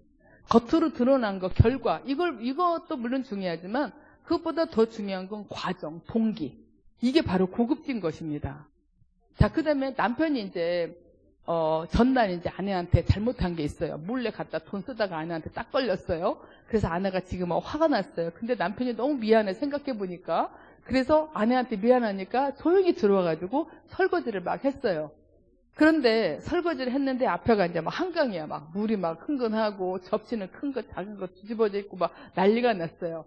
자, 아내가 그걸 딱 보고 왜 더 일을 만들었어? 설거지를 한다고 더 난리 쳐놨네. 이러면 그때 남편이 그 다음에 설거지를 하고 싶을까요? 안 하고 싶을까요? 네. 우리 진주남교회 성도님들 진짜 잘하시네요. 내가 다시는 하나 봐라. 그렇죠? 자, 그럴 때 남편의 긍정적 동기가 뭘까요? 여보 지금 나한테 미안하니까 설거지 한 거지? 설거지는 이렇게 하는 거야. 내가 가르쳐 줄게. 자, 큰 그릇은 뒤에다 놓고 작은 그릇은 앞에다 놔. 그리고 앞에 물이 이렇게 흥건해지니까 수도를 약하게 틀고 이 수도 꼭지를 안쪽으로 밀어서 해. 그럼 밖으로 물이 안 나와. 그래? 그래 여보 이렇게 좀 해봐. 이렇게 하면 그 다음에 하고 싶어요? 안 하고 싶어요? 네. 우리가 다 죄인들이고 다 부족하고 서로 기대고 살아야 돼요. 유행가 가사처럼 서로 이렇게 사슴처럼 기대고 살자 그러잖아요. 유행가에. 그런 것처럼 우리도 서로가 기대고 서로 포용하고 이해하고 이렇게 돼야 돼요. 금방 싸웠다가도 뒤돌아 생각하면 이랬지. 그 사람도 이러한데 또 이렇게 풀을 줄도 알고 또 상대방이 풀기만 바라는 것이 아니라 내가 먼저 풀기도 하고 이게 바로 은혜 받은 자의 삶이어야지 됩니다. 우리는 달라야 돼요. 크리스찬은 아닌 사람과 다른 부분이 분명히 있어야 돼요. 여러분 놀라운 사실 하나 알려드릴까요? 지금 우리는 열심히 막 전도하잖아요. 요즘은 좀 그런 것도 없어졌어요. 노방 전도도 많이 없어지고 뭐 고구마 전도도 많이 없어지고 좀 달라지긴 했는데 고대의 우리 크리스찬들의 전도법이 뭐였냐면 하루하루의 삶이었어요. 그들은 예배하다가 잡히면 사자밥이 되기도 하고 끌려가서 죽기도 했습니다. 그런 상황에서 크리스찬들의 삶을 보니까 뭔가 달라 보이니까 그들이 궁금해서 죽음을 무릅쓰고 동굴에서 예배드릴 때 와서 같이 예배드렸습니다. 그때의 선교 방법은 뭐였냐면 정말 크리스찬이 크리스찬답게 사는 거. 이게 선교 방법이었어요. 너무 감동적이지 않아요? 저는 고대 교사에 공부할 때 그 자료들을 보면서 눈물이 막 나왔어요. 회개 눈물이 나왔어요. 감동의 눈물이 나왔어요. 근데 우리는 지금 우리가 사는 모습을 보면서 와, 저분 보니까 하나님을 믿어야 되겠네. 우리 엄마 보니까 내가 하나님을 정말 믿어야 되겠다. 하나님 믿는 사람은 좀 다르네. 이런 것이 우리에게 있을까요? 있어요, 분명히. 근데 좀 더 있어야 되겠죠? 있긴 있는데. 구별된 삶. 바로 이런 데서 나타나게 됩니다. 다른 사람들은 뭔가 달라.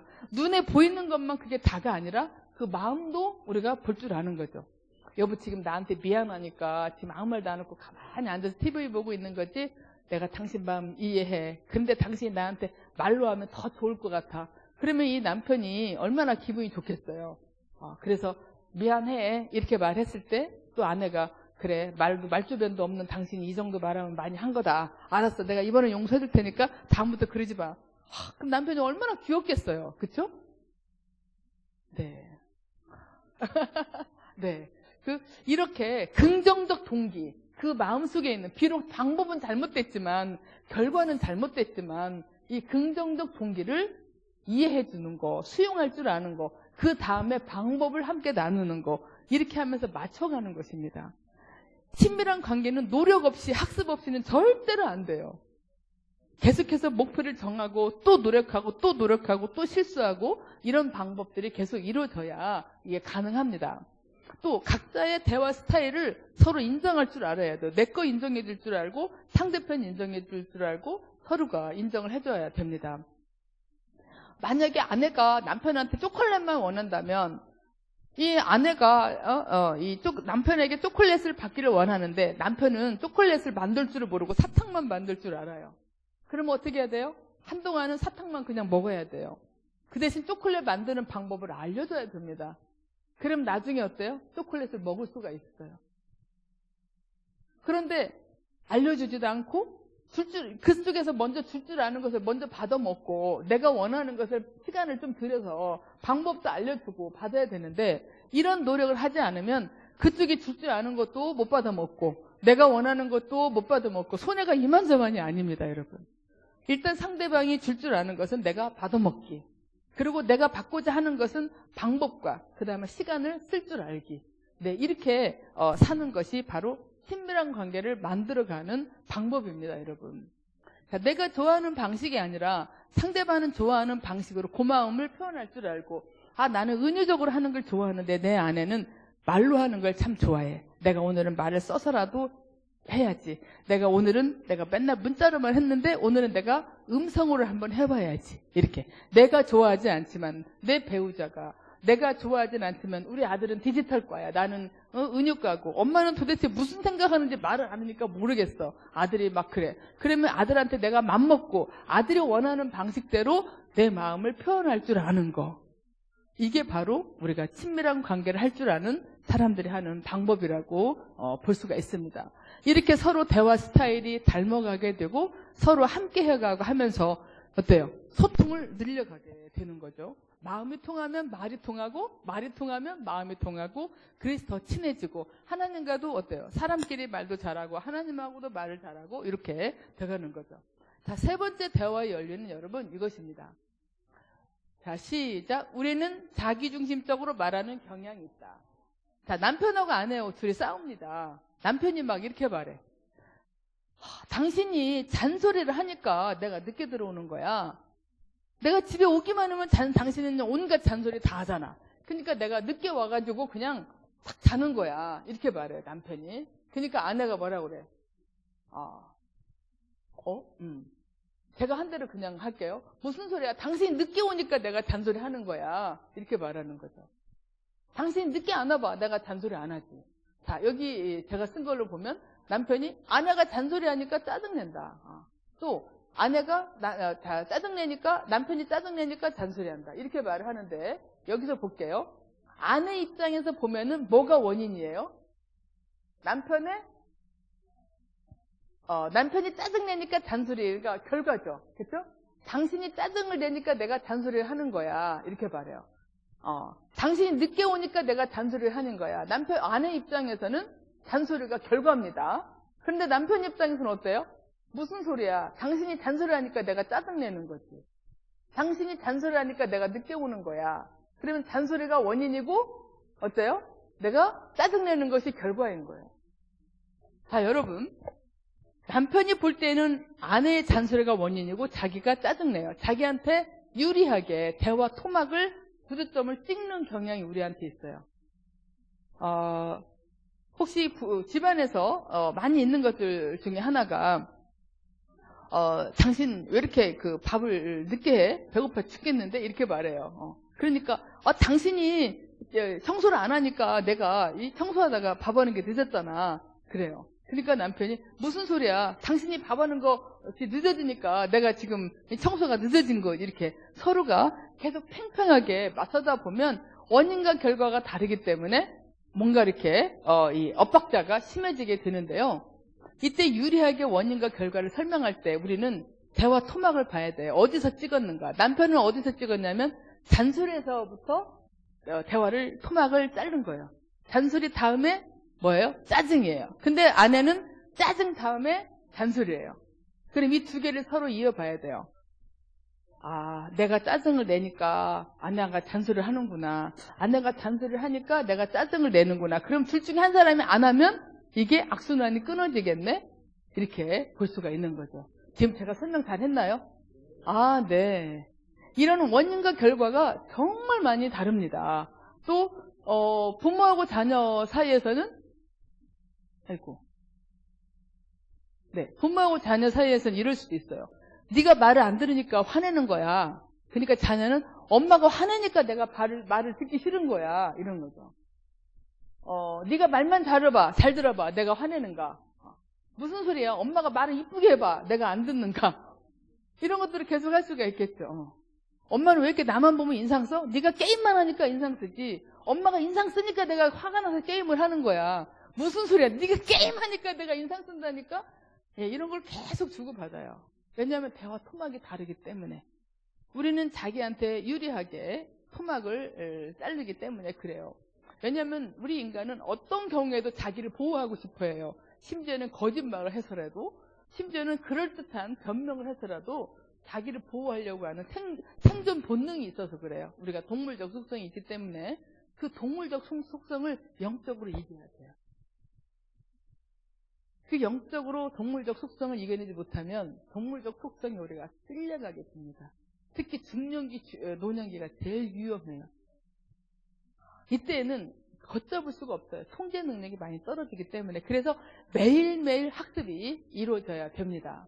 자, 부모 입장에서는 어때요? 자녀가 하는 말을 안 듣는 것이 원인이고 부모가 화내는 것이 결과예요. 자녀 입장에서는 부모가 화내는 것이 원인이고 자기가 말을 안 듣는 것이 결과입니다.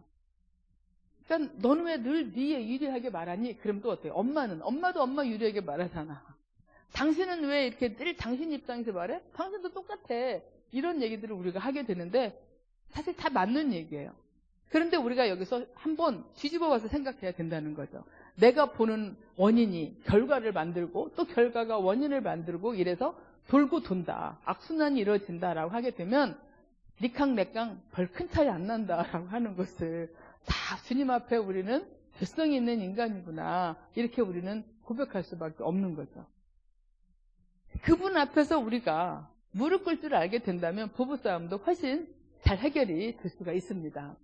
이 악순환의 고리를 먼저 끊는 사람이 가장 복받은 사람이고요. 상대편 입장에서도 생각할 줄 아는 사람이 가장 복받은 사람입니다. 저는 부부 상담을 할 때에 그 얘기를 참 많이 해요. 어떤 남편이 한 번은 그 얘기를 하는 거예요. 자기는 외도를 안 했는데 자꾸 남편이 자기를 의심한대요. 그래서 열받아서 외도를 해버렸대요. 해도 지랄하고 안 하고 지랄하도 이거 녹화해야 된다 그랬죠.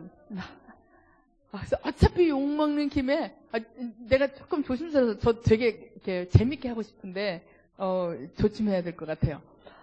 그러다 보니까 이 남편이 너무 열받아서 그냥 해버렸더니 오히려 더 큰 문제가 생긴 거예요. 그러고 나서 이 남편이 뭐라고 해요? 누구를 탓해? 아내를 탓해. 당신이 나를 의심하니까 내가 외도한 거 아니야 이렇게. 그러니까 아내가 될 때는 기가 막히는 거죠.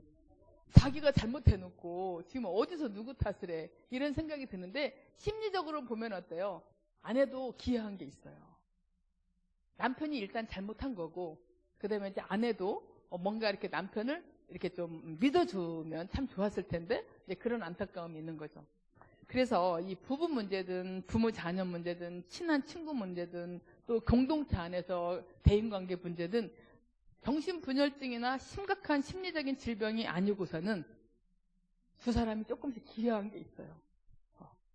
저도 이제 누가 저한테 막 화내고 저 때문에 힘들었다고 하고 저 때문에 상처받았다고 하고 막 이러잖아요. 그럼 그때는 막 어이가 없고 화가 나고 억울하고 그래요. 뭐야? 막 근데 조용히 잠잠히 골방에 들어가서 하나하나 이렇게 복기를 해보면 나의 이 행동이 그 사람 입장에서는 열받았겠구나. 나의 이런 모습이 그 사람 입장에서는 화날만 했겠구나. 이런 게 깨달아져요. 그러면 그 사람 마음이 이제 내 마음으로 이제 들어오게 돼서 이러이래서 이러이래 했던 거야. 그럼 내가 다시 말해볼게. 그럼 내가 이렇게 해볼게. 이렇게 수정을 하게 되면 그쪽에서 그게 이제 잘 맞아 떨어졌을 때는 맞아. 그것 때문에 내가 화났어. 이렇게 얘기를 하기도 하죠. 자, 여러분, 이 악순환의 고리를 먼저 끊는다고 하는 것은요, 대단한 영성이 있는 사람들이 하는 일입니다. 그냥 내 입장만 생각하고, 그냥 내가 맛있는 거 먹는 거, 즐겁고 행복한 거, 이런 것만 생각하는 사람들은 이 악순환의 고리를 잘 못 끊어요. 뿐만 아니라 악순환의 고리를 잘 못 찾아요. 자, 우리 성도님들은 악순환의 고리를 찾아서 내가 먼저 끊는 사람이 되기를 바랍니다. 이제 우리가 부부가 이제 갈등이 심해가지고 상담을 받으러 왔을 때 제가 이렇게 원인과 결과가 지금 어떻게 주고받는가를 설명을 해줘요. 얘기를 잘 들어본 다음에 그러니까 아내가 이러이래서 남편이 이러하셨다고요? 네. 남편이 이러이래서 아내가 이랬다고요? 네. 자, 그럼 제가 정리해 볼게요. 아내가 이러이랬고 남편이 이러이랬고 그래서 또 남편이 이렇게 했고 이러이래서 이렇게 됐다는 말씀이군요. 그럼 두 사람이 똑같이 네, 맞아요. 이렇게 하면 이제 문제가 명료화된 거예요. 이제 그 다음부터는 제가 치료 기법을 쓰게 되는데 그때 제가 꼭 물어볼 때가 있어요. 자, 누가부터 이 악순환의 고리를 끊어보겠습니까? 얘기하면 어떤 부분은 서로 먼저 하겠다고 그러고 어떤 부분은 서로 먼저 안 하겠다고 그래요. 누가 복 있겠습니까? 서로 먼저 하겠다는 사람이 복 있는 사람입니다. 여러분 시편 1편 정말 1편의 1절에서 2절까지를 다시 한번 집에 가서 꼭 묵상하시길 바라요. 그게 믿는 사람들의 실존 양식입니다. 진짜 악의 자리 서지 않아야 되고요. 자꾸 악의 자리 서다 보면 습관이 들게 돼요. 생각도 그렇게 되고 행동도 그렇게 되고 말도 그렇게 하게 돼요. 그래서 나도 모르게 뭔가 이렇게 이기지 않으려고 자꾸만 악을 쓰게 되고 악을 사용하는 것에 대한 민감성이 떨어지게 돼요. 아주 위험합니다. 이 악순환의 고리를 찾아서 먼저 끊을 줄 아는 사람이 정말 복받은 사람입니다. 자, 네 번째 대화 원리를 함께 읽어볼게요. 시작. 말을 잘하려면 듣기를 잘해야 된다. 네. 듣기를 잘하는 사람들은요, 정말 상대방이 눈을 이렇게 마주 볼 줄 알고, 끄덕끄덕도 할 줄 알고, 중간중간에, 그랬어? 이래 했다고, 이렇게 듣는데요. 듣기를 잘 못하는 사람이 특징이 있어요. 중간에서 탁 잘라버려요. 엄마 있잖아. 오늘 내가 학원을 갈 수가 없을 것 같아. 왜냐면 친구들이랑 같이 막 이렇게 얘기했는데 엄마가 탁 잘라. 학원은 절대로 안 돼. 빨리 가. 끝까지 듣질 않아. 그렇죠? 그 다음에 또 뭐가 있냐면 자기 할 말 생각하느라고 듣질 않아. 어떤 권사님이 무슨 말씀 하시는데, 자기가 잘못했다는 말을 안 하고 자꾸 자기 변명을 하는 것 같아. 그러면 그 말을 들을 때 내가 이 말 듣고 다음에 무슨 말을 해서 받아칠까? 이거 생각하느라고 그 사람이 하는 말을 안 들을 수 있다. 그 얘기입니다. 그 다음에 상대방 말을 안 믿어요. 남편이 이제 어디를 갔는데 카드를 한 막 50만 원 썼어요. 나는 아내가 세상에 50만 원, 자기는 5만 원도 아까워 잘 못 쓰는데 남편이 한 번에 50만 원 탁 긁은 거예요. 그러니까 아내가 이거 보고 막 화나서 도대체 50만 원 당신 어디다 쓴 거야? 막 물어보니까 뭐 이렇게 누구 밥을 사줬고 누굴 뭘 해줬고 막 하는데 안 믿어져요. 그러면 이게 경청이 안 됩니다.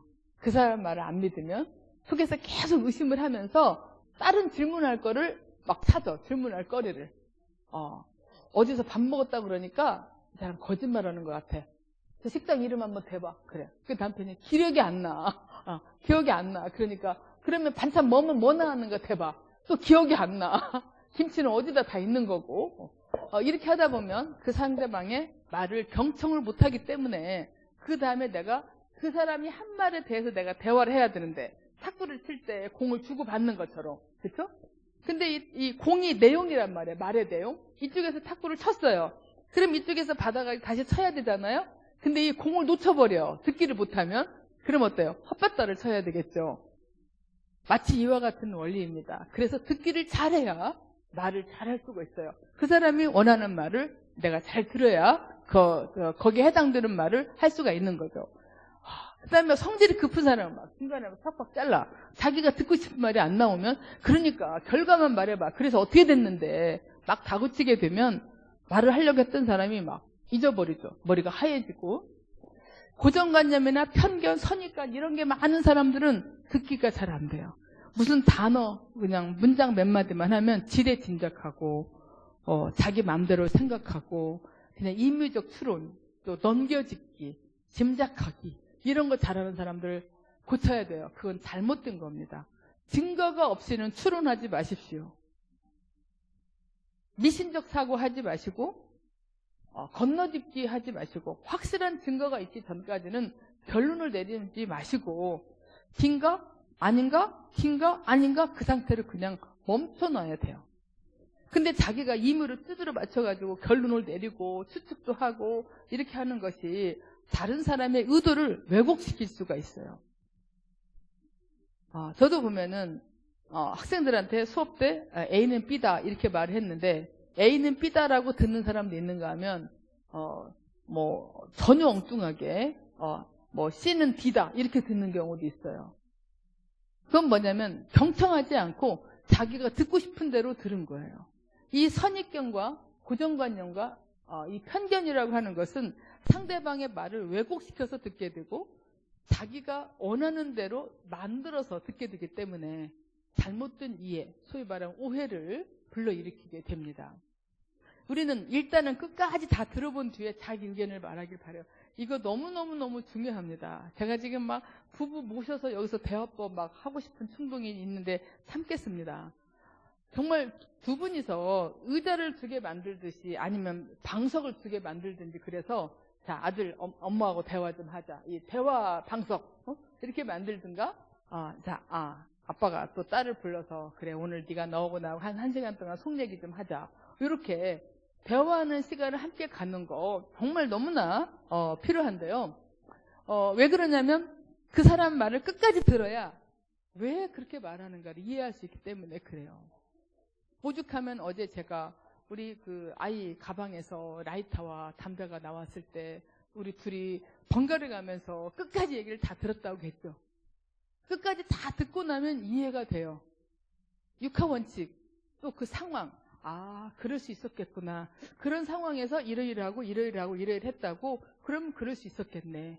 이렇게 이해가 되게 되는데 중간중간 끊어듣거나 고정관념으로 듣거나 자기가 일부러 막 판단을 막 하거나 이렇게 하게 되면 상대방 말을 이렇게 잘못 이해합니다.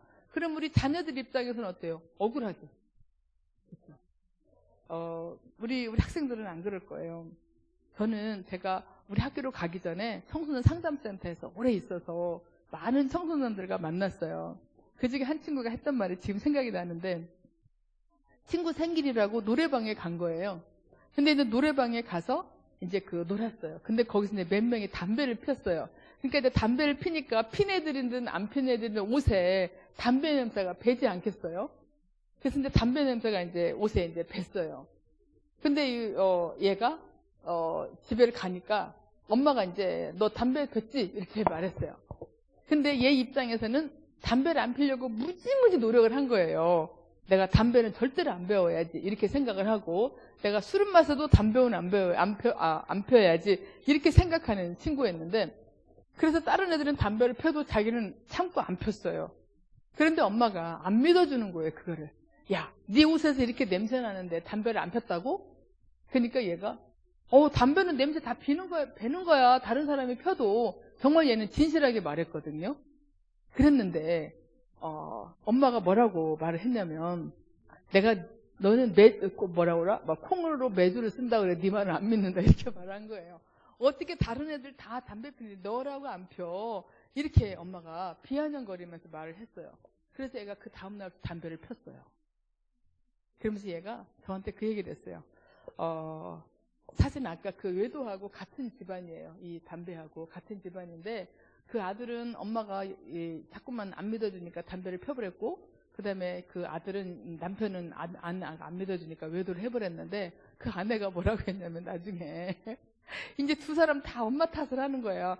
엄마가 내 말을 안 믿어주니까 담배를 핀 거야. 원인과 결과. 그 다음에 남편도 당신이 이래 하니까 내가 안 하려고, 내가 그렇게 다른 사람들은 헛길 새도 나는 안 가려고 노력했는데 안 알아주니까 이렇게 했다 막 이러니까 아내가 뭐라고 했냐면, 내가 아무리 의심해도 두 사람도 안 했어야지 이렇게 말을 한 거예요.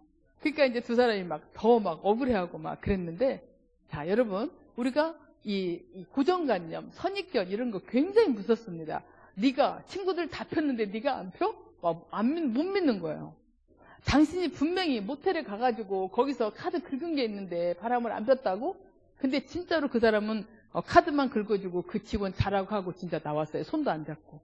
저는 그걸 믿거든요. 근데 아내는 죽어도 안 믿더라고, 그거를. 왜? 자기 아빠가 바람 폈고 자기 오빠가 바람 폈고 모든 남자는 다 바람 핀다, 이런 신념을 갖고, 이런 고정관념을 갖고 자기 남편을 대하니까 믿지를 않는 거예요. 그 사람도 얼마나 힘들겠어요? 같이 사는 사람도 힘들죠. 빨리 고쳐야 돼요, 여러분. 그냥 믿는 게 참 좋고요. 정직하게 말하고 또 믿는 거, 이것도 훈련해야 됩니다. 그래서 우리는 상대방이 거짓말 하는 것 같아도 그냥 믿어요. 왜? 믿어줘야 그 사람이 언젠가는 정직하게 말하니까. 내가 안 믿으면 그 사람은 계속 거짓말을 할 거 아니에요. 근데 내가 믿어야 그 사람이 정직하게 말하게 되죠. 자, 여러분, 우리 잠언 29장 20절 말씀 한번 읽어봐요. 이런 기가 막힌 말씀이 성경에 있습니다. 시작. 조급하게 말하는 사람을 보았는가? 미련한 자가 그보다 더 희망이 있다. 조급한 게 얼마나 큰 문제인지 아실 수 있겠죠.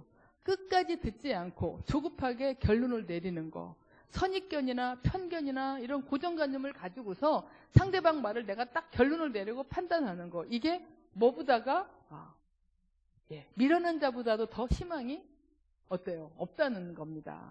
미련한 자가 더 낫다는 겁니다. 조급한 자보다. 이 조급한 게 얼마나 위험한지, 우리 생각을 얼마나 병들게 하는지 우리가 한번 생각해 봐야 됩니다.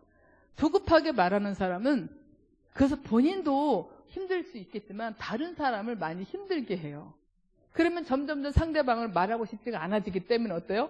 말이 통해야 친해지고 친해져야 말이 통하는데, 말을 안 하게 되면 점점 멀어져 가게 되고 점점 가까워지는 것으로부터 이제 가능성이 더 없어지게 되는 거죠. 여러분 한번 그 성서공회 같은데 사이트 들어가서 단어 검색 한번 해보세요. 말 한번 쳐보시겠어요? 무지무지 많이 써요. 진짜 말에 관련된 이 성경 구절이 얼마나 많은지 몰라요. 그것을 쫙 종합해보면 이렇게 되어 있습니다. 그리스도인은 우리 어떻게 해야 되냐면, 자 시작. 화를 더디낸다. 그 다음에 경청한다. 절제해서 표현한다. 또 정직하게 말한다. 상처 주는 말은 안 한다. 성경에 있는 말에 관련된 구절들을 쫙 뽑아서 정리해 본 거예요. 여러분 정말 기가 막히지 않아요? 우리 성경에 우리가 어떻게 살아야 되는지 이렇게 자세하게 알려주고 있는데 우리가 어떻게 안 따를 수 있겠습니까? 다시 한 번만 읽어봅시다. 시작. 화를 더디낸다. 경청한다. 절제해서 표현한다. 정직하게 말한다. 상처 주는 말을 안 한다. 생각하면서 말해야 되고 자기가 말한 것에 대해서 반추해 봐야 되고 또 생각해 본 다음에 말해야 되고 자기가 말한 것을 한번 상대방 입장에서 생각해야 되고 이런 노력을 해보면 저도 놓칠 때가 있는데 노력해보면 훨씬 나은 것 같아요. 100%는 우리가 못해요. 그러나 조금씩 발전하게 할 수는 있어요. 어제 실수한 거 오늘 사과할 수 있고 또 며칠 전에 실수한 거를 다시 뒤집어 봤을 때에 아 이렇구나 이렇게 생각해 볼 수가 있습니다.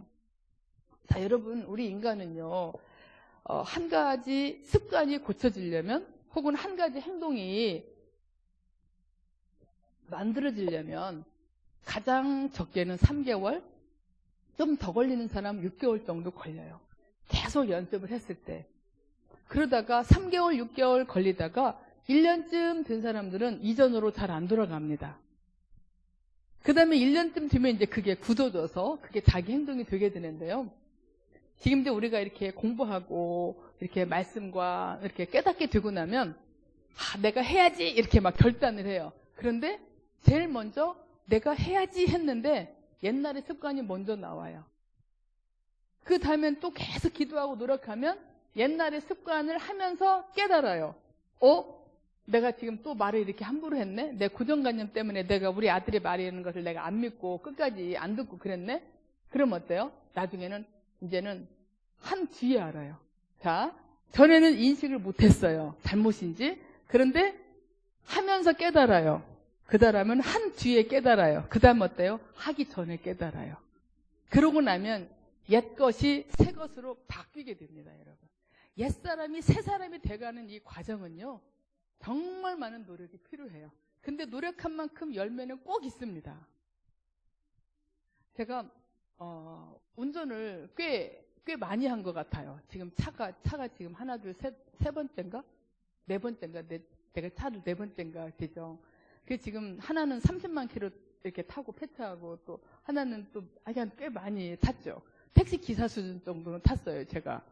저희 남편은 암 때문에 제 직장이 멀어져가지고. 근데 제가 얼마 전부터 허리가 굉장히 아팠어요. 이 왼쪽이 어느 한 부분이, 근육이.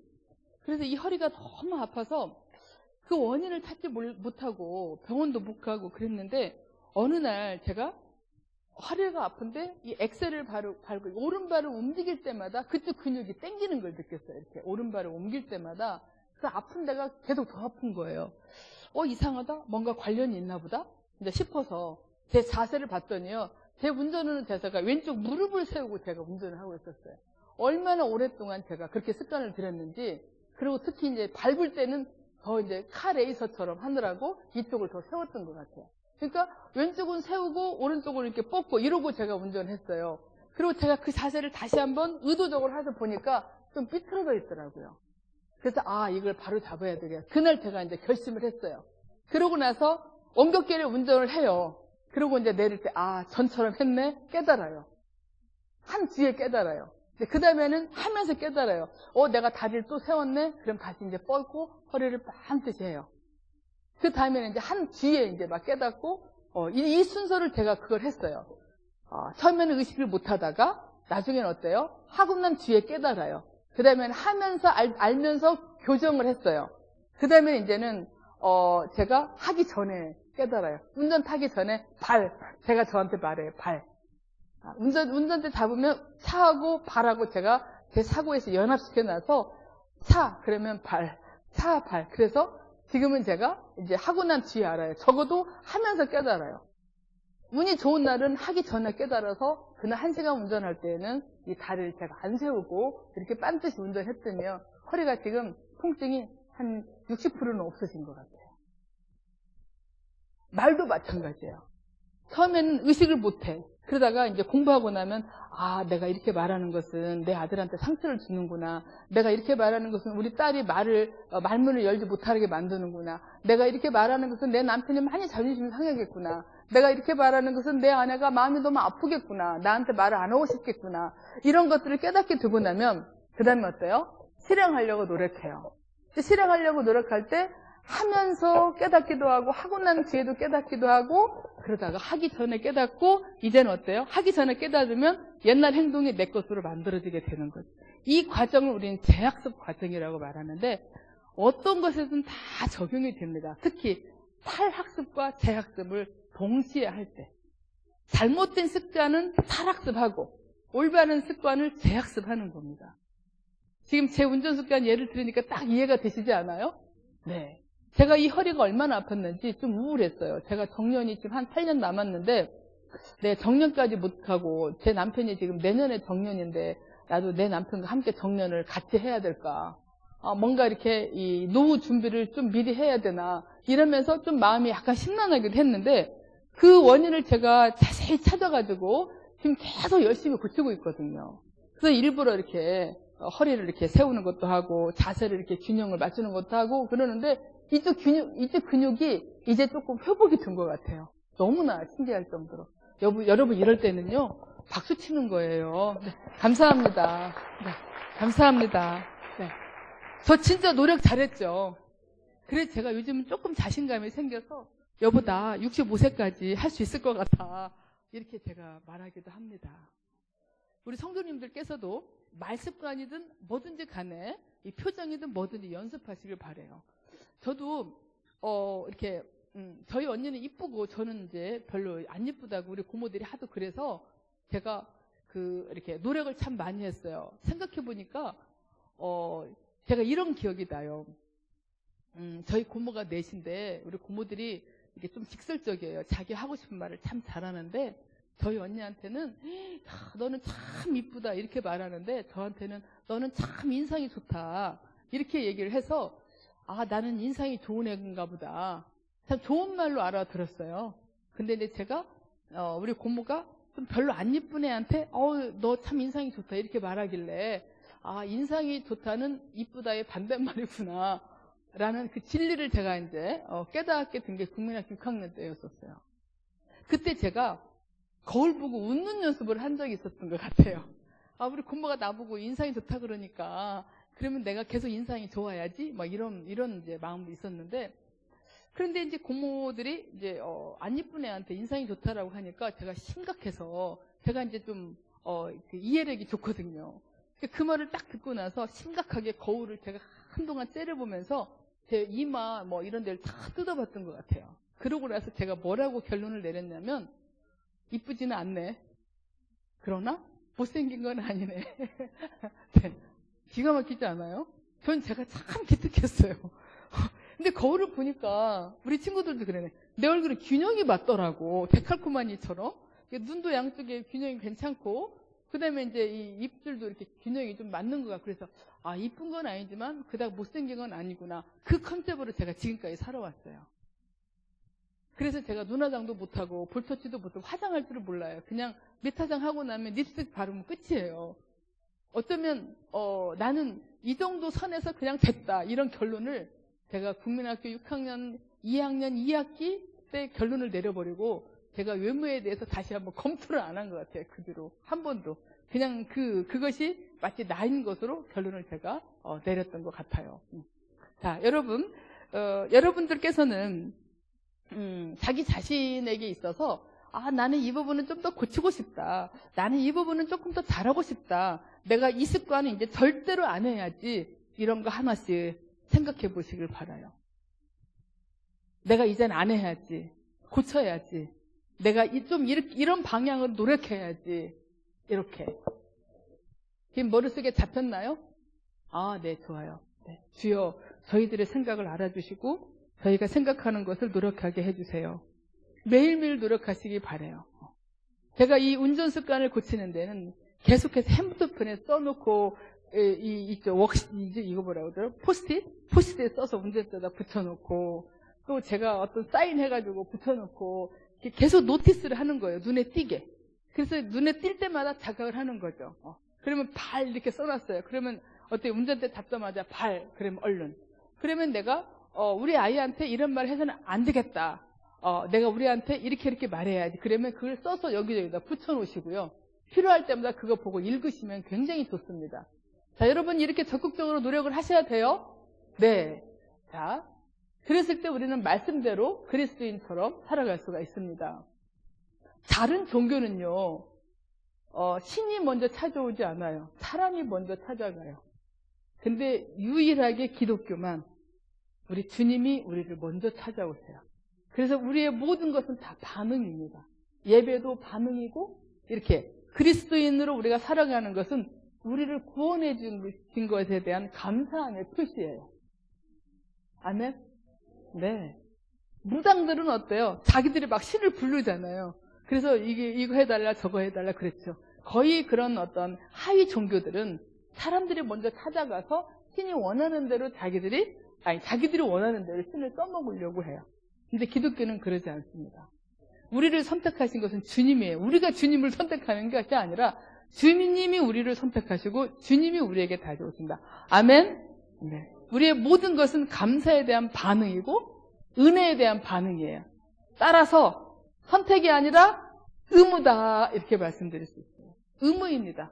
그리스도는 이렇게 살아야 된다. 선택이 아니에요. 의무예요. 우리가 반드시 해야 합니다. 그게 우리 주님의 은혜에 대한 우리들의 올바른 태도라고 볼 수 있어요. 자, 그러면 우리 그리스도인들은, 성숙한 그리스도인들은 어떻게 대화하느냐. 제가 기가 막힌 걸 알려드릴게요. 자, 당신은 쉬는 날 집에서 TV만 봤지 하는 게 뭐 있어? 이렇게 말해요. 비난하는 거죠? 이 비난하는 것을 나의 견해로 만드는 것으로 바꿉니다. 비난하지 않고 공격하지 않고 나의 견해를 말합니다. 당신이 쉬는 날은 청소와 축구 좀 하면 좋겠어. 이렇게. 당신은 도대체 뭐 하는 거야? 집에 오면 맨날 빈둥빈둥하고, 도대체가 남편으로서는 개판이지만 아빠로서는 좀 잘해야 될 거 아니야. 엄청난 비난이죠. 그런 말 듣고 남편이 얼마나 좌절이 되겠어요. 야, 나라는 인간의 인생이 이렇게 평가를 받는구나 싶으면 기분 진짜 나쁩니다. 그럴 때 우리 남편에게 우리 아내께서, 여보, 쉬는 날 아무리 당신이 쉬고 싶어도 한 가지만 좀 해줘. 철수가 지금 당신하고 얼마나 놀고 싶어 하는데 가서 한 시간 좀 놀다 와. 혹은 오늘은 좀 청소를 한 번은 하면 좋겠어. 거실을 전체하고 방하고, 여보 이거 하고 쉬면 좋겠어. 이렇게 요구할 줄 알기. 비난하거나 공격하지 않으면서 나의 견해, 의견, 요구를 말할 줄 알기. 할 수 있겠습니까? 자, 우리 이게 I 포지션이라는 아주 고급 기법이에요. 우리가 치료할 때 쓰는 기법인데요. I 포지션, 우리 다 같이 해봅시다. 저 따라서 해봐요. 자, 비난하거나 공격하지 않고 나의 견해를 말한다. 네, 해볼 수 있겠습니까? 당신은 왜 이것도 안 하니? 이거 아니라 당신 이것 좀 해줘. 당신은 왜 이 모양이야? 당신이 이러면 좋겠어. 이렇게 얘기하는 것이 친밀해지는 방법이에요, 여러분. 그리고 우리가 그리스도인답게 사는 것입니다. 우리 말은 어떠해야 된다? 약이어야 된다. 자, 그 다음에 두 번째, 성숙한 그리스도인의 대화 방법. 불평 대신 요구하기. 때에 따라서는 기꺼이 거절당하기, 기꺼이 지적당하기. 우리가 상담할 때 이 치료 기법을 쓰면서 굉장히 많이 노력해요. 근데 우리 성도님들은 상담비 안 내고 치료를 받는 게 얼마나 은혜롭습니까? 그쵸? 예. 자, 이거 같이 시작. 불평 대신 요구하기. 때에 따라서는 기꺼이 거절당하기, 기꺼이 지적당하기. 이 세 가지를 한꺼번에 쓰게 되면, 당신은 정말, 왜 이것도 안 하고 지저분하게 이렇게 했어. 그러면, 알았어. 이렇게 할 줄 아는 거죠. 기꺼이 지적당하기. 근데 또 상대방이 너무 기분 나쁘게 말하면 지적당하고 싶지가 않으니까 막 반발을 할 수가 있겠는데, 서로 노력하게 되면 이 부분이 아주 이렇게 세련되게 될 수가 있어요. 자, 여기 같이 읽어봐요. 시작. 아무리 사랑해도 거절할 수 있다. 아무리 최선을 다했어도 실수한 게 있다.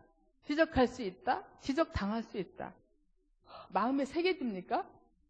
저 지금 막 제가 써놓고도 감동했어요. 제가 다 이렇게 PPT 만들고 제 남편 보고 검토해달라고 했거든요.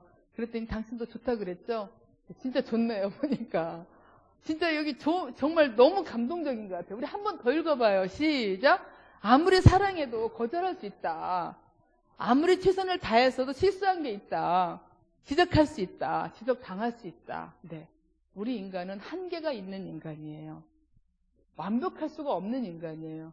피조물이고 불완전하고 우리는 부족한 게 있어요. 아무리 노력해도 어디선가 나와요. 지적하는 사람도 얄밉게 지적하지 않아야 되겠죠? 비난하거나 공격하면서 지적하는 것이 아니라 수고했네, 애썼네, 이거 한 가지만 이렇게 하면 좋겠네, 이렇게 긍정적인 문장으로 지적하는 노력을 해야 되고, 지적받는 입장에서는 어때요? 기꺼이 지적받을 수 있어야 돼요. 그런데 나는 당신이 어떻게 해서든 내가 아무리 실수한 게 많아도 잘했다라고 말해주면 좋겠어. 이런 것이 이제 옛날에 자기 엄마나 아빠한테 바라고 싶었던 거를 지금 남편이나 아내에게 바라는 겁니다. 10살짜리가. 네, 우리가 어른은 우리는 지적당할 줄 알고 지적할 줄 알고 네, 서로 고칠 줄 알고 이렇게 돼야 서로 함께 통합적인 발달을 할 수가 있게 돼요. 자, 세 번째. 결과가 안 좋아도 내 존재는 여전히 가치롭고 존재와 결과는 별개다. 이게 뭐냐면 doing과 being을 구분하자는 거예요. 자, 우리 아들이 시험에 떨어졌어요. 그러면 어때요? 시험에 떨어진 건 doing이죠. 그렇죠? 우리 아들은 뭐예요? being이에요. 자, 우리 아들이 시험에 떨어졌을 때, 야, 너는 왜 시험을 그렇게 봤어? 속상해 죽겠네. 시험 결과가 이렇게 나와가지고 너무나 속상하다. 그래도 아들 수고했어. 이렇게 하는 게 뭐냐면 doing 랭귀지를 하는 거예요. 결과를 평가할 때 doing에 대해서는 평가할 수 있어요. 야, 너는 청소를 좀 여기는 잘했는데 여기는 못했다. 이렇게. 이걸 청소라고 했냐? 니까짓게 하는 게 뻔하지. 너는 늘 하는 게 그 모양이지. 이거는 doing 랭귀지인데요. 우리가 존재에 대해서 말할 수 있는 사람은 유독 하나님밖에 없어요. 이 존재에 대해서 평가를 내릴 수 있는 사람은 하나님인데 우리를 이미 태어나게 하셨잖아요. 이미 태어난 사람들은 일단 존재 가치가 있는 증거예요. 그게 태어났다는 것 자체가. 태어났다는 것 자체가 이미 가치롭다는 증거이기 때문에 어떤 경우에도 가치를 매기면 안 돼요. 존재에 대해서. 그래서 부모가 자식한테 함부로 말하면 안 되고 또 친한 사람들끼리도 함부로 말하면 안 된다. 네가 하는 게 그렇지 뭐. 이런 것도 빅 랭귀지입니다. 너는 늘 이 모양이야. 너는 정말 믿을 수가 없어. 너는 진짜 쓸모없는 인간이야. 너는 어떻게 애가 그러니? 남이 나한테 하든 내가 나한테 하든 그건 잘못된 말입니다. 우리가 할 수 있는 것은 뭐냐면 doing 랭귀지입니다. being 랭귀지에 칭찬도 있는데 야, 네 존재는 나의 기쁨이야 이런 게 있는데 때로는 이것도 사람을 조건화시키기 때문에 별로 안 좋게 나타날 때가 많아요. 그래서 사실은 칭찬보다 격려가 더 효과적이다 이렇게 말하는 경우도 많이 있죠. 자, 여러분들께서 야단을 칠 때 doing에 대해서만 야단을 쳐주시고요. being은 여전히 가치롭게 놔주시길 바라요. 오늘 우리 찬양팀이 그럼에도 불구하고 찬양을 하셨는데 어제 우리가 그랬죠. 뭐뭐 했을지라도 뭐뭐 함에도 불구하고 그럼에도 불구하고 우리가 존재적 사랑을 하는 것이 주님이 우리가 주신 사랑을 우리가 닮아가는 것이다라고 표현을 드렸는데요. 바로 그 원리와 같습니다. 우리 아이들이 잘못하면 혼내야죠. 그리고 그 행동을 고쳐줘야 되니까 지적도 해야 되고 또 부부끼리도 그래요. 그러나 being 랭귀지를 쓰지 말고 doing 랭귀지를 쓰세요. 당신이 이렇게 하는 게 내가 싫어. 당신은 이렇게 안 하면 좋겠어. 당신이란 사람은 정말로 구제불능이야. 이런 거 어때요? being 랭귀지예요. 당신이 청소한 것을 보면은 내가 화가 나. 다시 해야 될 것 같아. 당신은 청소를 잘 못하는 것 같아. 이건 어때요? doing 랭귀지예요. 똑같은 말을 해도 말하는 사람과 듣는 사람의 느낌이 매우 다릅니다. 노력했을 수 있죠? 네. 자, 그 다음에 감사, 사과, 용서, 감정 이런 것을 행동과 일치되게 표현하기. 아날로그 언어와 디지털 언어를 같이 쓰는 습관을 우리가 함께 가져보면 참 좋을 것 같아요. 네. 입에다 달고 삽시다. 감사합니다. 미안합니다. 고맙습니다. 시작. 감사합니다. 미안합니다. 고맙습니다. 입에다 달고 삽시다. 거기다가 행동까지 따라가도록 노력합시다. 네. 자, 뒷말 따라하기. 자, 제가 오늘 아까 이거 쓰면서 생각했는데요. 이렇게 하면 참 좋을 것 같아요. 자, 여성분들이 이렇게 한번 해보시겠어요? 오늘 진짜 바빴어. 시작. 네, 우리 남성분들은 바빴다고? 네. 자, 그 다음에, 우리 남성들이, 오늘 진짜 짜증났어. 시작. 우리 아내들이, 우리 여성분들이 짜증났다고, 시작. 네. 집에 가서 오늘 뒷만 따라하기 해보세요. 그러면 얘기하는 재미가 있어요. 혹시 우리 두 분이서 부부세요? 네, 좋아요. 그러면은, 우리 아내가 남편에게 이렇게 말씀해 보세요. 여보, 나 오늘 힘들었어. 이렇게, 눈 보고. 그러면 남편은 힘들었다고, 이렇게, 시작. 어때요, 느낌이? 이게, 이 뒷말 따라 하는 게, 우리가 상담에서 쓰는 반영이라는 상담 기법을 제가 적용을 한 건데요. 이렇게 뒷말 따라 하게 되면은 탁구가 쳐져요. 이렇게, 나 오늘 너무너무 힘들었어. 치니까 이쪽에서, 힘들었다고, 이러이러 해가지고 이러이러 했는데, 이러이러 했어? 이렇게 탁구가 돼요. 대화할 때. 그러니까 내용이 안 놓쳐지게 돼요. 뒷말 따라 하게 되면. 자, 우리 다 같이 해봐요. 오늘 힘들었다고? 오늘 밥도 못 먹었다고? 오늘 짜증났다고? 네. 상대방이 말을 하면 뒷말을 따라서 한 번씩 이렇게 확인해보고 다시 한번 되돌려주고 이런 대화를 하면 친해집니다, 여러분. 제비들이 꼬시려면 이거 하면 잘 넘어가죠. 네. 저는 강남의 제비가 됐으면 저는 선수가 됐을 것 같아요. 정말 많은 여심을 제가 다 휘어잡았을 것 같아요. 이런 말들이 얼마나 이렇게 마음을 이렇게 편하게 만들어주는지 몰라요. 오늘 길을 잘 몰라가지고 엄청 헤맸어요. 그러면 그 말에 대해서 탁 생각하고 빨리 오세요. 이렇게 하면 되게 멀쩡하잖아요. 어색하고. 근데 많이 헤맸어요. 이렇게 하면 네. 아이고 애쓰셨네요. 예, 고맙습니다. 이렇게 해줄 수가 있어요. 우리가 서로 외로운 사슴끼리 부족한 우리들끼리 서로 그렇게 주고받으면서 사는 거죠. 자, 그 다음에 당신이 이렇게 말한 거 맞아? 상대방이 한 말을 내가 들은 게 맞는지 의사 확인하기. 지금 돌아가신 교수님이신데 그 교수님이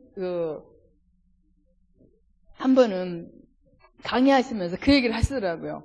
네 남편이 무슨 뜻으로 말했는가 확인해 봤나? 이렇게 물어보신 적이 있었어요. 경상도 분이셨는데 그러니까 그분이 아니요 안 물어봤는데 의사 확인을 해야지 이렇게 말씀하신 적이 있는데요. 상대방이 무슨 뜻으로 그렇게 말했는지 상대방이 말하고자 하는 의도가 무엇인지를 확인하는 게 굉장히 중요합니다. 자, 우리 아내께서 당신이 말한 게 이거 맞아? 이렇게 한번 해보세요. 그럼 남편이 맞아. 이런 과정이 필요해요. 네. 근데 만약에 아내가 이해한 게 틀렸다면 남편이 아니야. 그러면 남편이 아내가 그럼 당신이 다시 얘기해줘. 이렇게 말하게 되면 이러해서 이러이러 하다고 또 이렇게 할 수가 있는 거죠. 여러분 의사 확인하는 거 꼭 필요합니다. 부부끼리도 부모 자녀끼리도 또 성도님들끼리도 필요해요. 자, 그 다음에 인정해주기. 이거 입에다 달고 살길 바래요. 이건 무슨 뜻이냐면 I agree 하지 않아도 그럴만하네 라고 말해주는 거예요. 꼭 동의하지 않아도 괜찮아요. 자, 다 같이 한번 해봐요. 시작. 네. 자, 옆에 사람 쳐다보고 그럴만하네. 자, 시작. 네. 또 하나. 그럴 수 있겠네. 네. 이거 입에다 달고 살길 바래요. 내가 오늘 직장에서 정말 그 사람 때문에 열받아서 혼났어. 무슨 일이 있었는데 이러이러하고 이러이러. 야, 당신이 화날 만하네. 시작. 당신이 화날 만하네. 당신이 열 받을 만하네. 거기다가 조금 더 고급지게 하자면 당신이니까 하니까 이만큼 견뎠다. 시작. 네. 이런 말을 들으면 서로 힘이 납니다, 여러분. 어떠실 것 같아요? 직장에서 혹은 사회에서 너무 힘든데 애썼어. 당신이 하니까 이만큼 견딘 거야. 당신 진짜 사람이 참 좋은 사람이야. 어떻게 그 상황에서 이렇게 잘 견딜 수 있었어. 이런 말이 바로 격려죠. 내가 비록 실수한 게 있을지라도 내가 비록 부족한 게 있을지라도 내가 지금 노력하고 애쓰고 이렇게 힘들어하는 것에 대해서 알아줄 줄 알고 인정해 줄 줄 아는 게 얼마나 큰 힘이 됩니까? 근데 참 재밌어요. 부부가 이렇게 막 대화를 할 때 남편은 아내가 힘든 얘기를 하면 남편은 자꾸 해결해 주려고 해. 아내는 이해받고 싶은데 그럴 때 있죠. 아, 여보, 내가 오늘 어디 학교에 갔는데 그 선생님이 우리 애한테 막 이런 얘기를 하는 거야. 그래서 내가 속상해가지고 막 이랬는데, 그래, 그러면 어떻게 하면 되는데? 남편이 이제 딱 그러니까 아내는 이제 해결 방법을 막 물어보는 건 아닌데, 남편이 해결 방법을 말하면 또 아내가 속상하기도 하고, 또 반대인 경우도 있어요. 남편은 마음을 이해받고 싶은데 아내는 자꾸만 해결 방법을 찾고 싶어해요. 제가 당신은 기억날지 모르겠어요. 내가 꽤 오래 전인데 아산에 이사 왔을 때인 것 같아요. 아침에 이제 일찍 어디 교회에 강의를 하러 가야 해서 막 서둘러서 준비를 하고 있는데 화장실에서 제가 미끄러졌어요. 그래가지고 왜 화장실 앞에다가 왜 나무판 이렇게 놓는 거 있잖아요. 그 나무판으로 제가 미끄러졌는데요. 기가 막히게 그 모서리에다가 제가 엄지를 확 찐 거예요. 그래가지고 엄지가 찢어졌어요, 여기가. 그러니까 시커먼 피가 막 나오는 거예요. 그리고 엉덩이는 이제 그 타일 바닥에다가 이렇게, 지금보다 좀 젊었을 때니까 좀 나은 편인데 지금 넘어졌으면 진짜 큰일 날 뻔하죠. 근데 너무너무 아픈 거예요. 이 엄지가 찢어지는 것도 아프지만 이 엉덩이가 얼마나 아프든지 말이 안 나올 정도로 아파요. 근데 저도 모르게 그랬어요. 제 남편이 소리를 거실에 듣고 달려왔어요. 그런데 처음에 와서 뭐라고 물어봤게. 무슨 일 있었어? 이렇게. 그러니까 지금 제가 듣고 싶은 말은 얼마나 아파? 이거죠. 근데 제가 울다가 막 웃었어요. 당신 답다. 그러고 제가 웃었어요. 제 남편이 해결 방안을 자꾸 찾아요. 많은 남편들이 아마 그럴 거예요. 그러고 난 다음에 어떻게 된 거야? 원인을 찾아. 그 다음에 이제 약도 발라주고 테이프를 붙인 다음에 그때서 당신 많이 아팠겠다.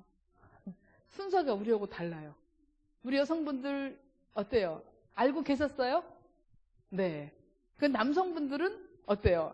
순서가 우리들하고 조금 다를 때가 있죠? 물론 반대인 경우도 상당히 많습니다. 근데 제가 그때 울다가 막 웃었던 기억이 나요.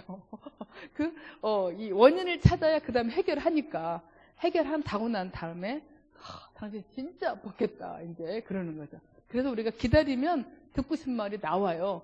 근데 조급하면, 당신은 지금 이 상황에서, 그런 말이 나와! 이렇게 또 싸우게 될 수가 있는데, 그때 제가 막 울으면서, 진짜 당신답다. 내가 그렇게 말했더니 자기도 막 웃으면서, 많이 아파? 이렇게 말했던 기억이 납니다. 그래도 상담을 하는 부부라 그나마 그런데 못 배울 기회가 없는 경우에는 더 오해가 생길 수가 있죠, 여러분. 자, 다 같이 시작. 그럴만하네. 시작. 네, 이런 말들을 입에다 달고 살길 바래요, 여러분. 그 다음에 이제 마음을 알아주는 건데요. 자, 나는 옛날에 집안일 다 하면서 공부했어. 공부만 하면 신나지 뭐가 힘들어. 이런 말을 어떻게 바꿔야 돼요? 시작.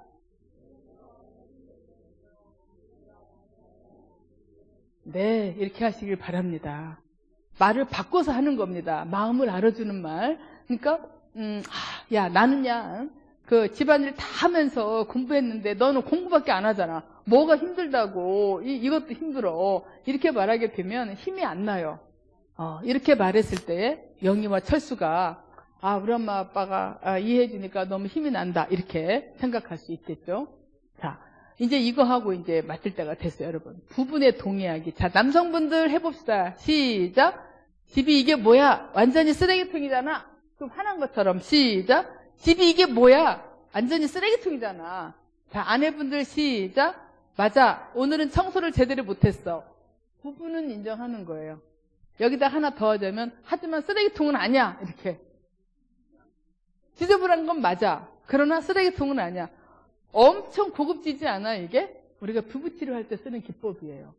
부부싸움을 잘하게 만드는 방법이에요. 안 싸우고는 우리가 못 살아요. 싸우는데 싸우는 방식을 바꾸는 겁니다.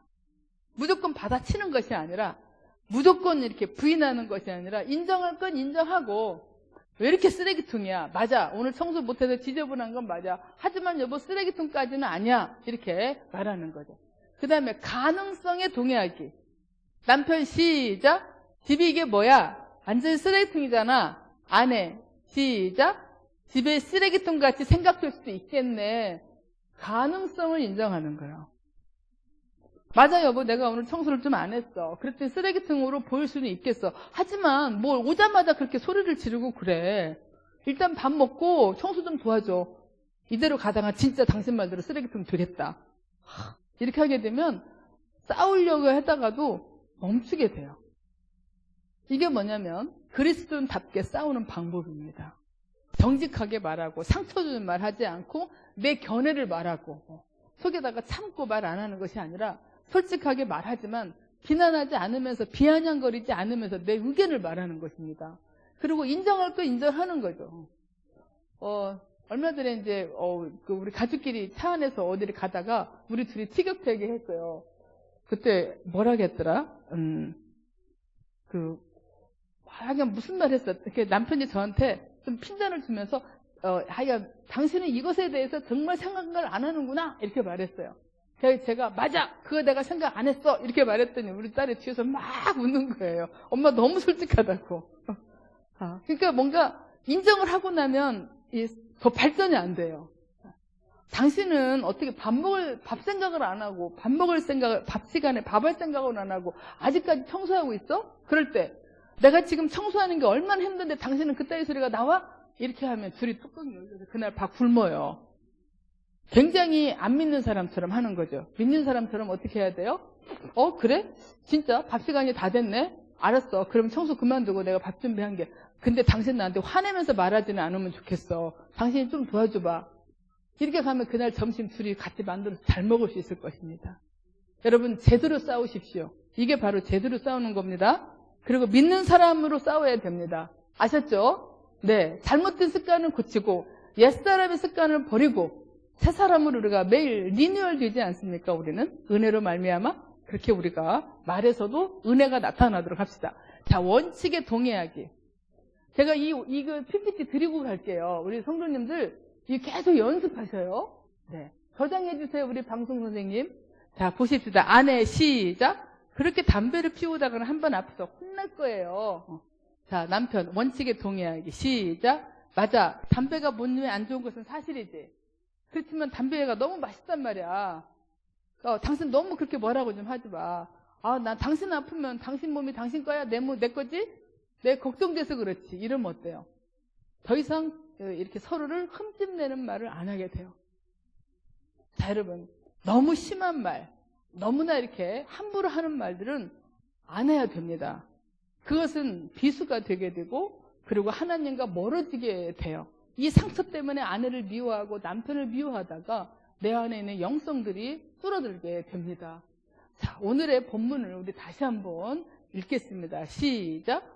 듣고 사는 것이 혀의 힘에 달렸으니 혀를 잘 쓰는 사람은 그 열매를 먹는다. 대가를 치릅니다. 시작. 함부로 말하는 사람의 말은 비수 같아도 지혜로운 사람의 말은 아픈 곳을 낫게 하는 약이다.